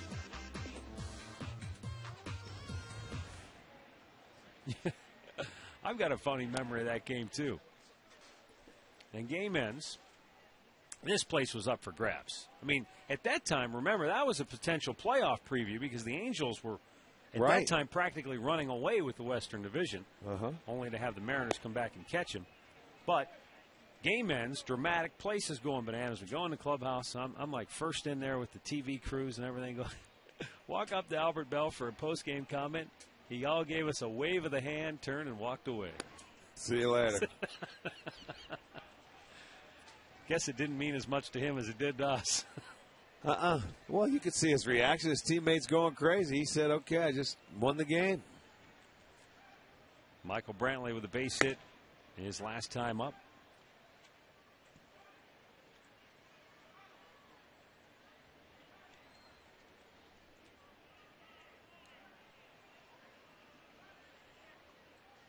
The 3-1 pitch. Big chopper to first. Easy play for Cabrera. 2 down.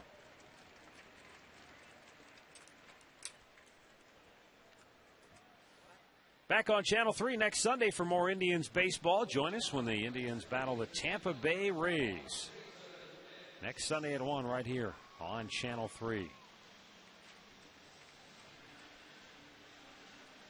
Rays began the day 2 games in back of the Yankees in the East.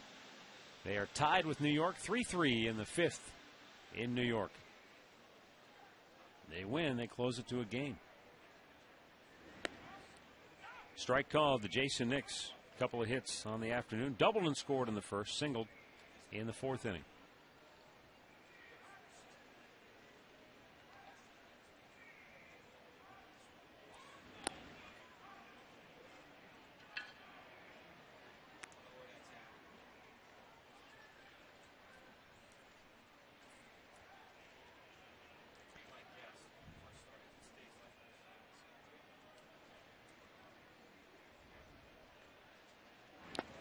Foul tipped into the glove of Gerald Laird.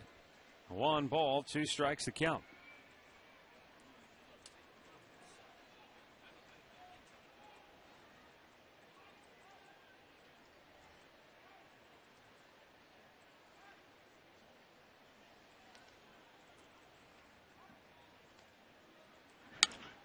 Sky high pop on the infield. Cabrera and Guillen. Guillen will call for it. And the Indians go 1-2-3. We go to the 7th, 5-2 Tribe.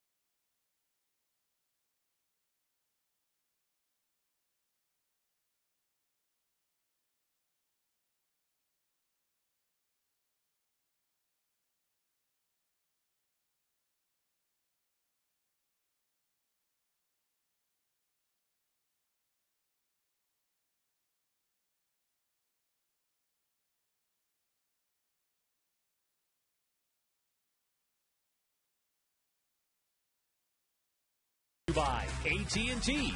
Find out more of what's possible at att.com. AT&T, rethink possible. By the Sierra from GMC. Never send a truck to do a Sierra's job. And by Wendy's. You know when it's real. Wendy's.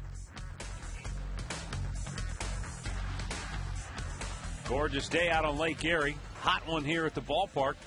Indians bats stand hot here. Johnny Peralta, 3-run inside the park homer in the 1st. Tribe added a pair in the 4th, lead at 5-2 as we go to the 7th. Both runs Detroit scored in the 6th inning off Genmar Gomez were unearned runs.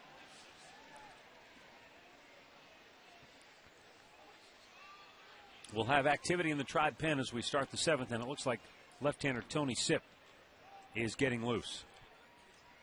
Gomez has made 80 pitches on the day, and a first pitch strike to Carlos Guillen. Anytime you have a guy making his major league debut, you get 5 innings, I think you're thrilled. Anything more than 5 innings is really a bonus for a major league debut because you know they're going to be, in many cases, a little overamped, overexcited at times. Well, this kid is really, composure-wise, been very under control. The early run certainly helped him settle down, and he's only thrown 82 pitches to this point. So anything is a bonus. So you're right, from that point on. That's what they were looking for. With the doubleheader, you needed innings. So maybe Manny would have left him out there a little longer than normal to begin with, just to protect that bullpen a little bit. But he's done his share. 1-2 pitch. Guillen reaching for it. Well, what I've seen from Gomez today is taking Tim Bilcher's philosophy and executing. Remember way back in spring training, our first conversation with Tim, and he said, I want to focus on first. First pitch strikes, first out, get the first batter. That's what Gomez has done. He's retired the first batter of every inning. A lot of first pitch strikes. Yeah, he's been good at it.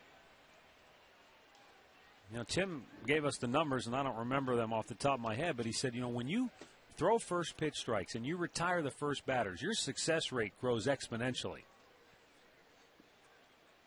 It's not a guarantee for success, but you certainly make your life a lot easier as a pitcher. I mean, yes, that's the thought process you try to break into these young kids. I mean, but you can instruct and tell them all you want, but they have to go out there and do it. Yes, sir. It's 2-2 now.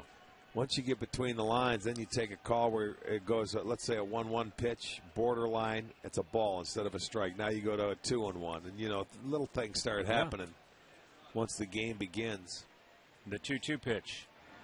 Not to mention that pitch that the AAA or AA hitters would go fish after or chase. These big league hitters have a disciplined eye to where they'll take that ball that's maybe just a couple inches off the plate. That's exactly right. But you also have to take into consideration, too, normally guys that hit the ball, your defense is going to be better up here than it is down there as well. Yeah, that's a good point. Not as many balls find holes. The payoff pitch. Back on a play. That right there is another thing. How many times have you told me big league hitters will take your best pitch and just flick it, spoil it, and stay alive? Foul it off. Make you throw it again. Yeah. And again. And again. That's exactly right.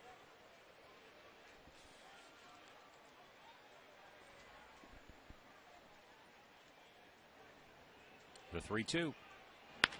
Ground ball to second. Nix, routine, throws him out.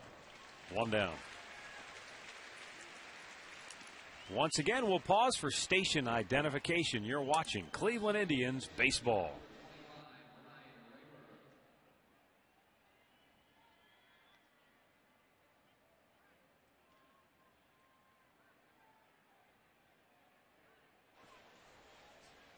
The Indians are now 8 outs away from completing a 4-game sweep of the Detroit Tigers. Still a long way to go. But Genmar Gomez has been very impressive in his major league debut today here at Progressive Field. 2 down.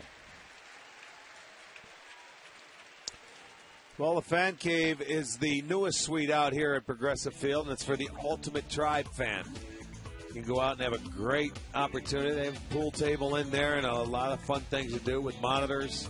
Come in and out of it's off to our right here, the Fan Cave, and it's really a good time. 216-420-HITS or visit Indians.com.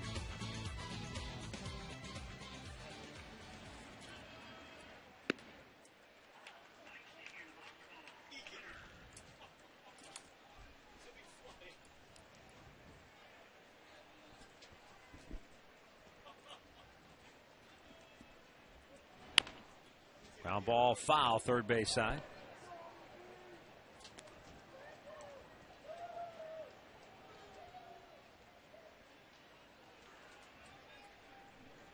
Gerald Laird flied to center in the third, bounced into an inning-ending fielder's choice in the fifth. Pretty good chance this is the final inning of work for Genmar Gomez as he nears the finish line in his major league debut.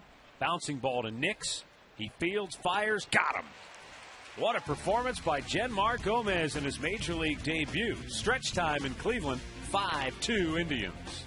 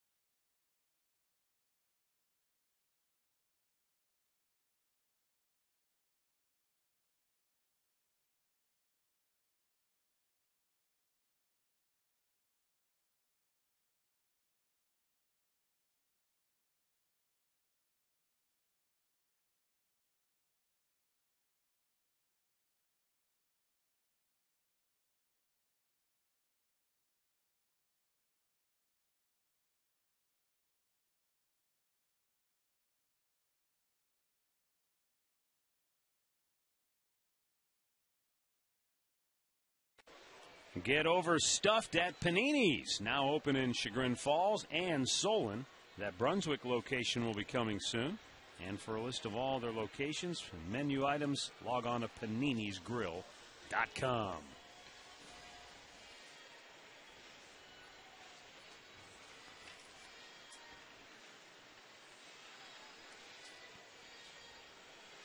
Genmar Gomez getting congratulations, and even Fausto Carmona's toweling him off.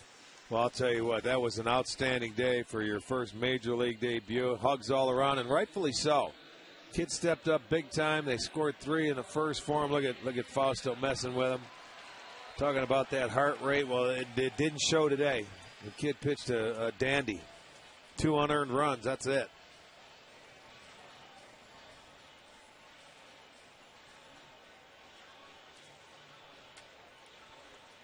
Eddie Bonine, meanwhile, will face Carlos Santana, Austin Kearns, Johnny Peralta here in the 7th inning.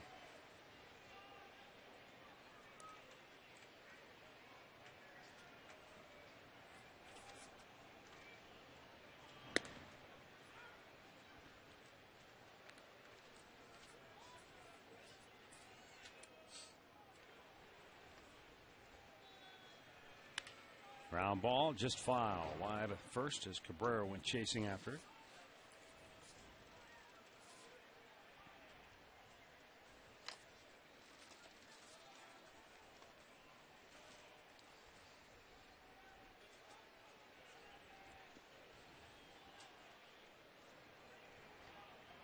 The 2-strike pitch popped back just below us. Enrique Gonzalez now loosening in the Detroit bullpen.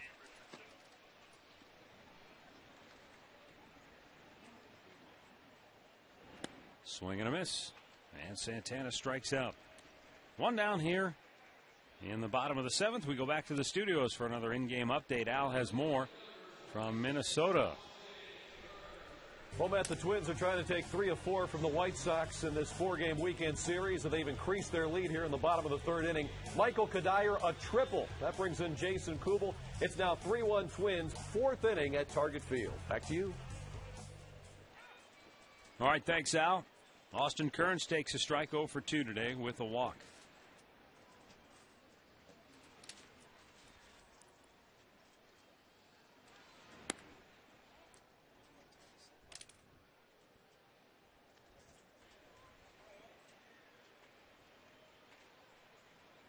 Well, as we showed you, Genmar Gomez, his day is over after 7 innings of work. Kearns rifles one into left field. Bosch cuts it off in front of the track. Kearns holds with a long single. We saw Tony Sipp up loosening earlier, but now Hector Ambriz is back up warming again. So looks like Ambriz might be coming on to work the 8th inning. Either that or he's getting some side work in, and Tony Sipp's ready to come in for the 8th inning. We'll have to wait and see.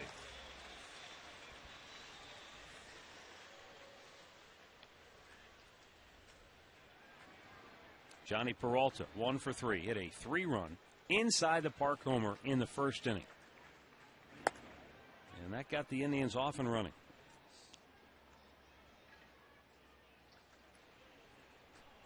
Peralta, who had missed the first 3 games of this series, was running a fever, had not been feeling well, but big chopper to 3rd. Kelly goes to 2nd. They get the out there. 2 down. Well, Rock and Blast, the biggest and best fireworks show of the year, will take place and return August 13th and 14th when the Indians take on the Seattle Mariners. Tickets are on sale now. Visit Indians.com or stop by a team shop.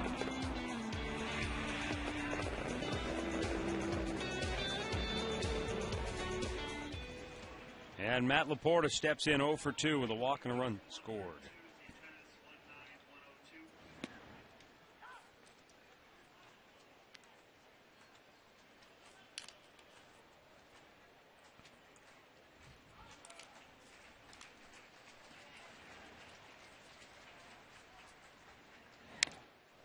From household products and kids' toys to the very food we eat, many of us are living toxic lifestyles and may not even know it. Starting tomorrow, Channel 3 News reveals hidden and harmful chemicals we're exposed to in our daily lives. Learn how to protect yourself and your family from toxic living. That's tomorrow at 5 a.m. on Channel 3 News today.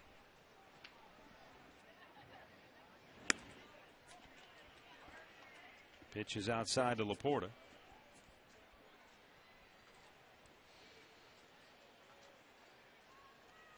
I wonder if the Pirates broke that streak today, Rick. They're up 6-0 on Houston. No, they scored 12 yesterday, and you see they have 13 hits out there. That's right. You know, they scored 12 yesterday and still haven't hit that home run with a man on base. Exactly. Over 1,000 at-bats, the longest streak of that sort since 1984. I think we would have heard about it from Murph if they did. They did it. Jones did it. The 1-2 pitch. Two-run homer, Tommy, huh? Bottom of the fifth inning, the streak came to an end for the Pirates. Ended. Unbelievable. How about that? They're hot.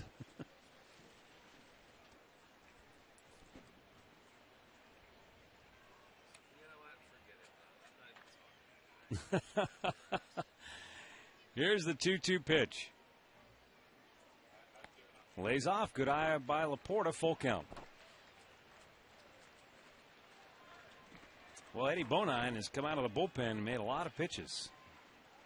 This will be his 55th after he relieved Andy Oliver, who lasted just 3 2/3 here today.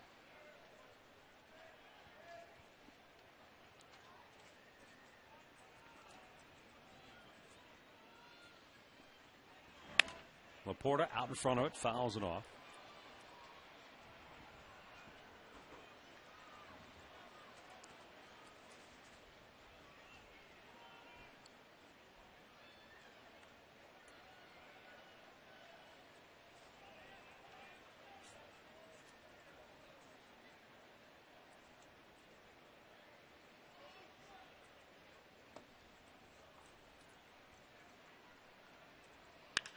That ball's hammered. Deep right field. Ordonez running back. He's out of room. It's off the top of the fence. Coming around third to score is Johnny Peralta. Laporta's digging for third. Head down. He's in sliding with a triple. Matt Laporta's first RBI triple makes it a 6-2 Indians lead. Boy, he came around second base. His head was down, and he was digging for all he was worth. Bonine left a fastball, a four-seamer up, and Peralta takes it to right field off the top. It hit that square, and it came right down and hit that padding at the bottom of the fence. Ricocheted away from Ordonez, enabling Laporta to get into third base. His first career three-bagger in the big leagues.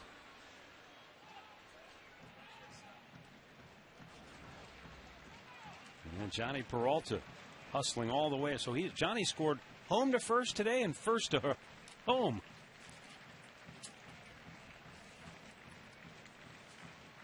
He's gotten quite a workout in that first game back. Trevor Crowe shoots it foul. Tell you what, off the bat, I thought that ball was going to sail out of here for Laporta. Did miss by much. Yeah, it just hit the top of that wall in front of the Tiger bullpen. When you see an outfielder take a couple of steps over and then immediately turn his head straight back, you know it's juiced. Broke his bat. Ordonez in to make the grab to end the inning. But Matt Laporta gives the Indians a big insurance run. 6-2 Tribe as we head to the 8th.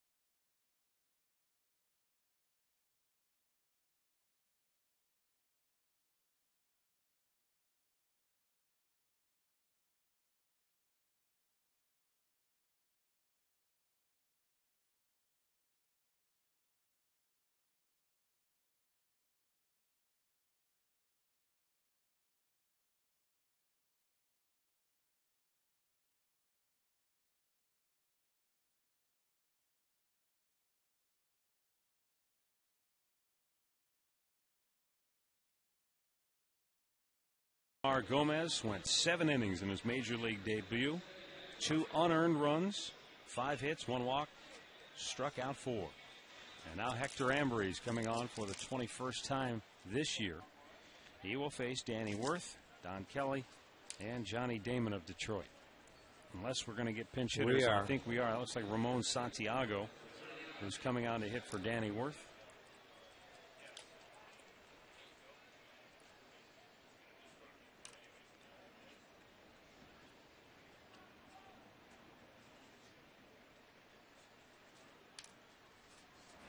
And the pitch is up high for ball 1.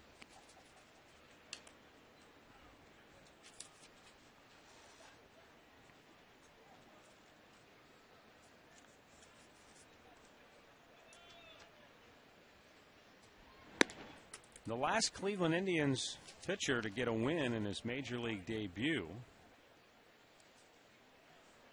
was Scott Lewis back in September of 2008 in Baltimore.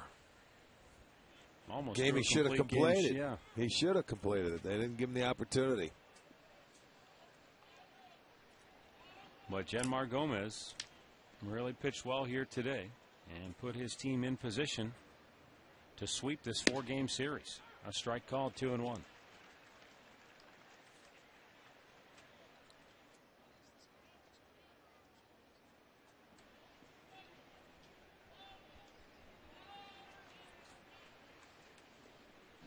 Santiago trying to drag bunt his way aboard. Ball gets past Ambrose, and he will. Bunt single.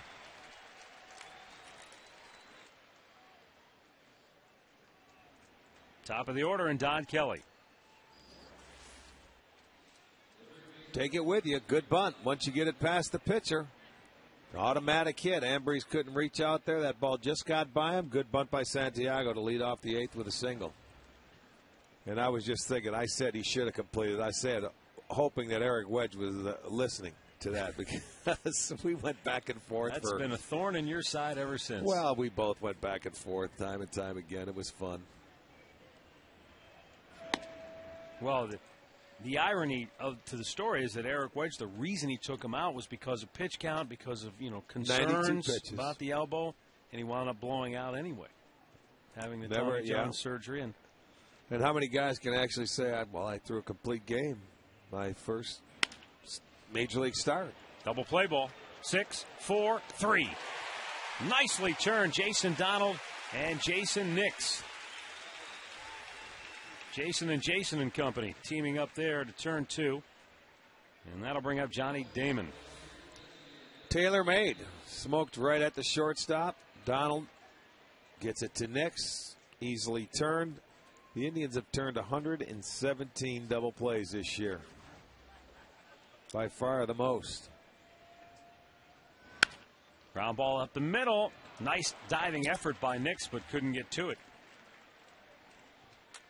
And a 2-out base runner for Maglio Ordonez. Think about all those double plays, and then think about how many they just missed by an eyelash this year as well. Saturday, July 31st, it's the 10th annual Cleveland Browns Dr. Charles Drew Blood Drive. Will be held to benefit the American Red Cross. Donors will receive a T-shirt and an opportunity to win Browns memorabilia. You can call 800-RED-CROSS or visit clevelandbrowns.com and get all the details. Maglio Ordonez with an RBI double his last time up. Tried to hold up, but he went around.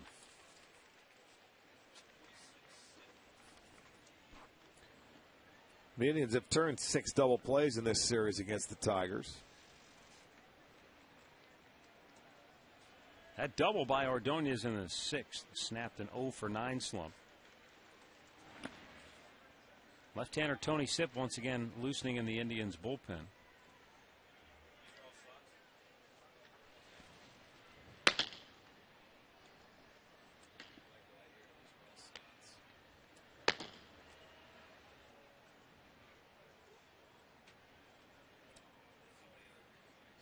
The 1-1. Foul back out of play. The Yankees have gone ahead of Tampa 5-3. Of According to the scoreboard here in the park, they're still in the 5th inning. Seems like they've been in the 5th for a long time. Twins lead the White Sox 3-1. Also in the 5th.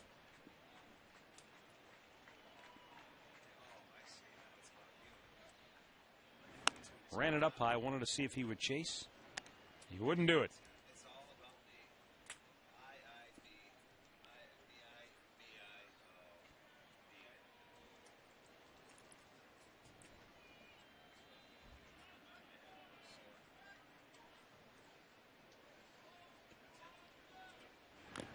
Did he chase? No, he did not.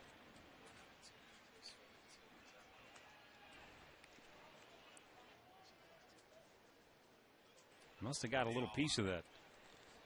2 balls, 2 strikes the count with 2 down and a runner at first here in the 8th inning, and the Indians leading it by a 6-2 score. Yeah, he must have. No, it didn't look like it. It looked like it went off the wrist of Santana. But the umpire kind of gave the foul ball sign there. Didn't look like it, did it? Now the 2-2. Did he go? They'll appeal. He did. Jerry Lane rings him up, and Ordonez, a strikeout victim, to end the 8th. He flings the bat toward the Tiger dugout. And luckily for him, Jerry Lane had his back turned.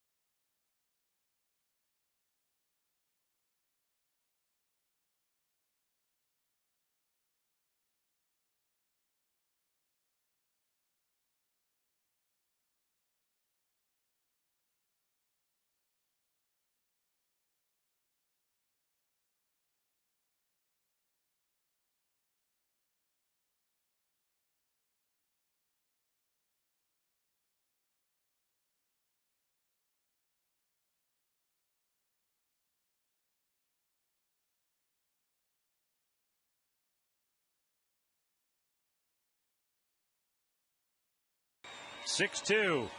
Indians with the lead as we go to the bottom of the 8th. Beach weekend here at Progressive Field. And the Indians have had their way with the Tigers, winning all 3, and now a chance to complete a 4-game sweep. As we go to the bottom of the 8th inning, it'll be Andy Marte, Jason Donald, and Michael Brantley. Tigers closer Jose Valverde on for some work because he hasn't been in a ball game yet. No, he has not. He was in the All-Star game and struck out the side. But this is his first work in the second half. 4th time against the Indians this year. And what a year he is having. Ramon Santiago, who pinch hit, stays on to play shortstop for Detroit. Boy, Rick, how about the story coming out of New York? Bad news for the Yankees, which I know a lot of fans will be really broken up over this, but Andy Pettitte had to leave his start in the 3rd inning today with a groin injury. And A.J. Burnett on Friday night, he came out of his start. Initially, he said he slipped and fell and hurt his hand, cut his hand. That's why he had to come out of the game. But then he later apologized and said, well, he kind of made that story up. What he actually did was he was frustrated, and he went to the door of the clubhouse and slammed into it with both hands and cut both of his palms. So he had lacerations on both of his palms. They said he was in the clubhouse before the game today with bandages on both of his hands. Always a wise decision for a veteran to use your hands to hit something. He apologized to his teammates. He's hopeful he'll make his next start, but I'll have to wait and see on that one.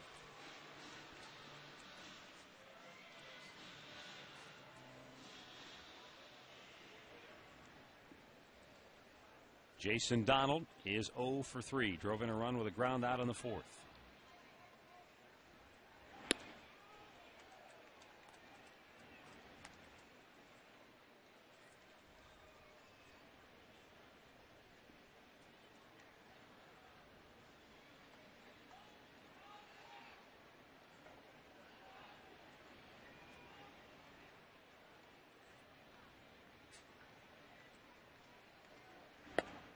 That's a called strike from Jose Valverde. Can still rush it up there, 96 miles an hour. But just when you think you're going to get that, he can, was that like a split he throws? Really chokes it off, and the ball just disappears at home plate.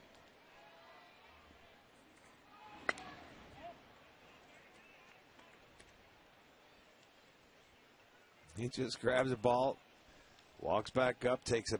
You watch him after every pitch. He'll grab the ball, walk back up the mound, pick something up, throw it away. That's his routine. I don't know if that's his pace or that's the way he does it. Very deliberate.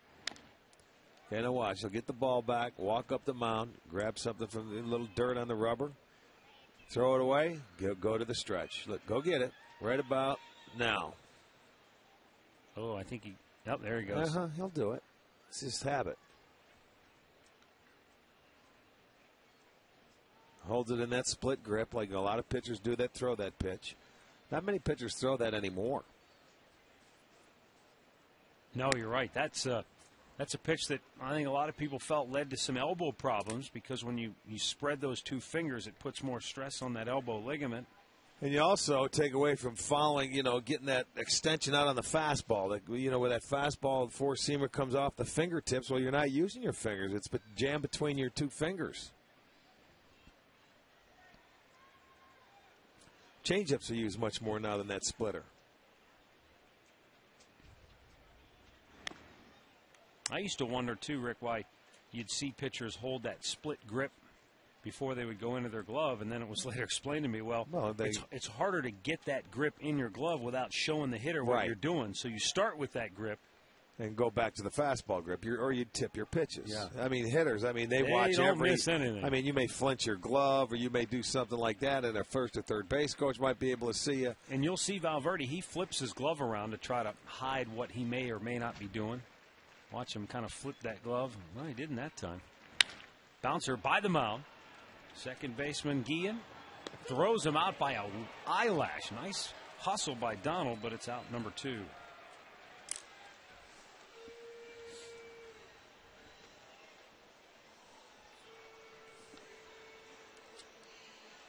Michael Brantley, who is 1 for 3 on the day, will be the batter.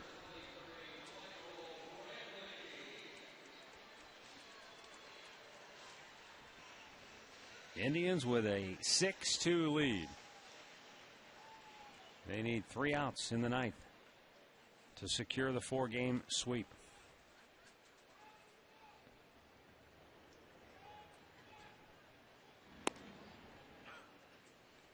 They had a 4-game series here against the Tigers in July of 08, July of 05, July of 04, April of 04. They split all 3 of those. Back in May of 03, they had a 4-gamer here. They took 3 out of 4. In May of 02, a 4-gamer here was split. Back in 2000, they actually had a 5-game series in June, and the Tigers took 3 out of 5. They split a 4-gamer here in 98, took 3 out of 4 against the Tigers here in August of 97, took 3 out of 4 in 94, the first year of this ballpark. And then in 92, they had a 4-game series at the old ballpark, the old Municipal Stadium, and they lost 3 out of 4. Hey, tough to win a series when you're playing a 4-game, let alone sweep it. It's tough to sweep a 3-game series. You're content and happy to win it. You sweep a 4-game series, boy, you earned it, and everything went your way. You pitched well, you hit well, you played good baseball. Brantley rips it fair down the right field line. This could be extra bases. A fan reached out and grabbed it, so that's fan interference, and Brantley will stop at second base.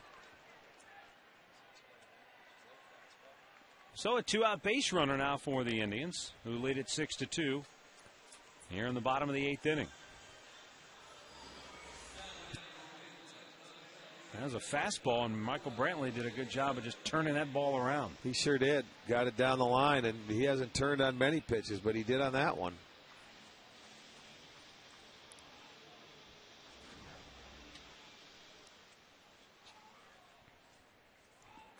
Now Jason Nix, 2 out of 4 with a double, a single, a run scored.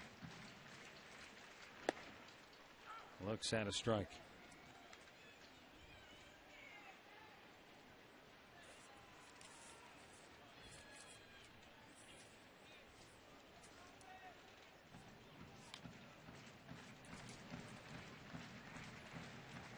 Valverde's 0-1.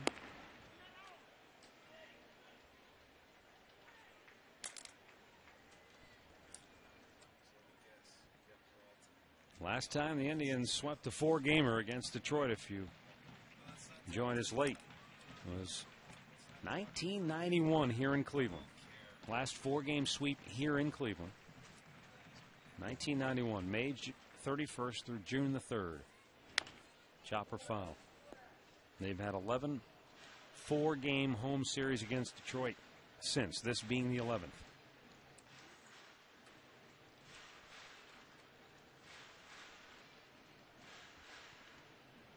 I found that to be somewhat interesting because when Bo and I originally heard the last time they swept the 4-game series was 91, we started thinking, well, how many 4-game series do you think they've even played? Well, he looked it up, and this is the 11th, which is kind of surprising. There's a line drive base hit into center field. Brantley coming around third. He will score. 7-2 try. Jason Nix with his 3rd hit of the afternoon. Drives in his 10th run of the year. Gives the Indians another big insurance run.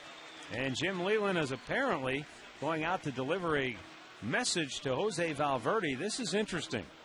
Yeah, it really is. Well, he's taking a ball, and he's taking him out. Well, yeah, he's thrown enough pitches. He may need him tomorrow. They're playing the Rangers. Just wanted to get him a little work. 7th hit today for the Indians with 2 outs. They've done much better with 2 outs, as usual, than they did less than 2 outs. So Valverde comes in to get his work. Got it done, but give up back-to-back 2-out base hits.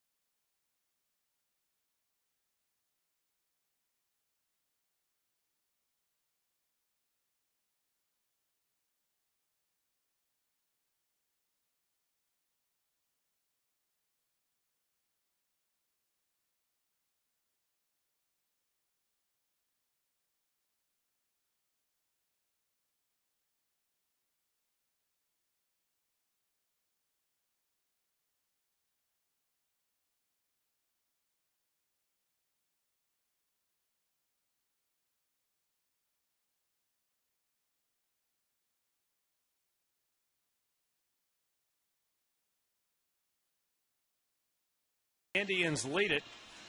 They added an insurance run here in the bottom of the 8th inning. Jose Valverde just needed some work. Jim Leyland saw him get that work, and now he quickly yanked him out of the game for Enrique Gonzalez, on for the 10th time this year.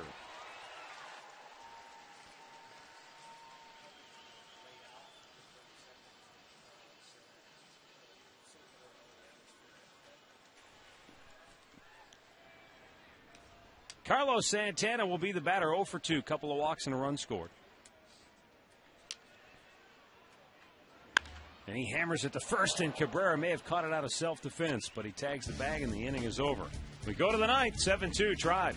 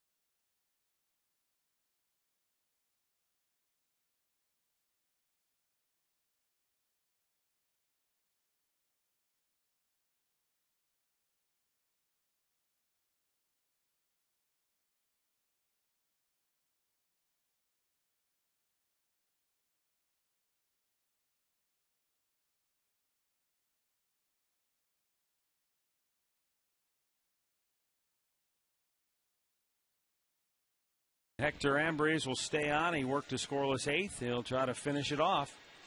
And Genmar Gomez in line for a win in his major league debut.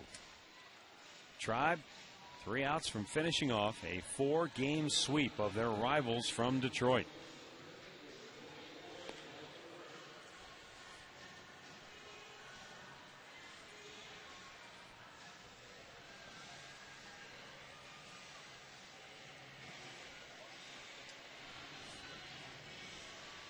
Tribe trying to run their win streak to 4 in a row, and they're trying to send the Tigers to their 5th straight defeat.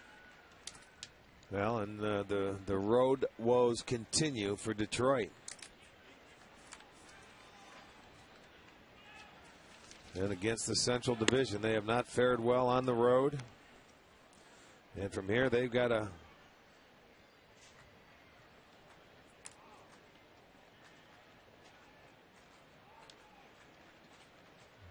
pitch. Miguel Cabrera lifts a harmless fly in a shallow center field. Michael Brantley is there. He's got it 1 away.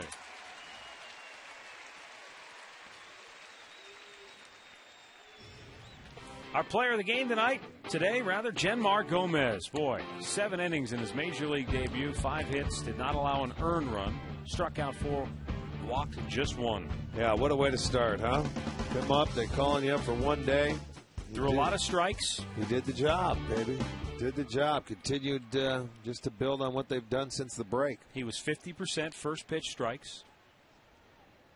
He retired the leadoff man in every inning that he worked. Coming in, Trevor Crowe, left fielder, has it, 2 down. Hey, after the ball game here on Channel 3, stay tuned for the American Century Championship Celebrity Golf Tournament from Lake Tahoe. And join us on Sports Time Ohio for the Conrad's Tire Express and Total Car Care post-game show. We'll talk to one of the heroes, and we'll get you set up for the brief 3-game road trip that will take place starting tomorrow night in Minnesota. Right now, just sit back and enjoy what is a rarity. A potential 4-game sweep. 1 out away from it, and it's up high, ball 1. To Carlos Guillen, who is 1 for 3 with a double.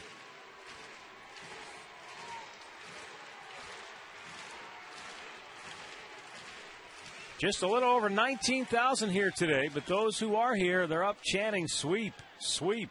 We may have to have beach weekends more often. They like the beach.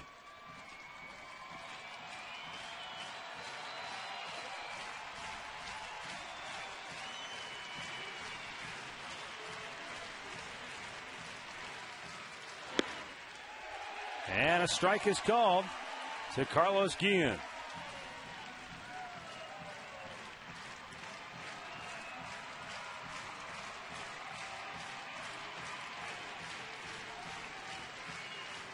Hector Ambrose, the set on the pitch.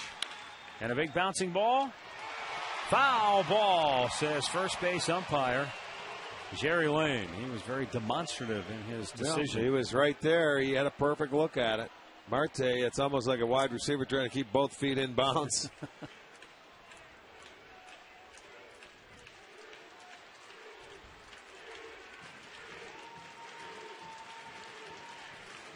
A lot of Tiger fans have come down here to Progressive Field to take in this series, thinking they'd see the Detroit club steamroll the struggling Indians, but the Tribe has flipped the table on the Detroit Tigers. Ian popping it foul out of play. And while Detroit may not lose any ground because the Twins are leading Chicago once again here today, what they do have in danger for them is that Minnesota's now breathing down their neck. It just brings the pack a lot closer together. The 3 teams is what it does. Hector Ambrose now ready with the 2-2. Popped him back out of play.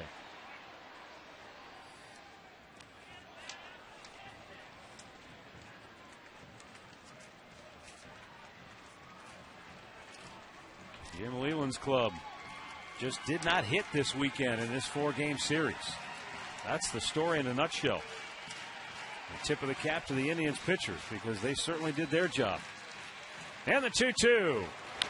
Ground ball to first. Marte has it. He'll go to the bag himself. And for the first time in 19 years, the Cleveland Indians have swept the 4-game series at home from the Detroit Tigers. Your final score today, Cleveland 7, Detroit 2. The winning pitcher is Genmar Gomez. In his major league debut, he's the first Indians pitcher to win in his debut since Scott Lewis in 2008. The losing pitcher, Andy Oliver, who drops to 0-4. Indians have now won 4 in a row. They're 38-54. Tigers have lost 5 straight, and they're 48-42 on the season. It is time now for our play of the game, brought to you by KeyBank, banking home of your Cleveland Indians.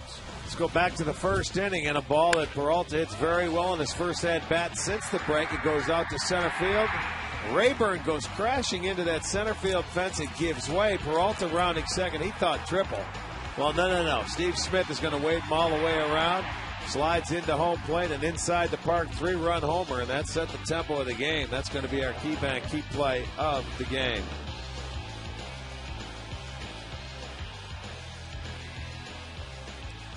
Indians win it by a final of 7-2. So now in their last 19 games, the Indians are 12-7. We're back with the Conrad's postgame show coming up next.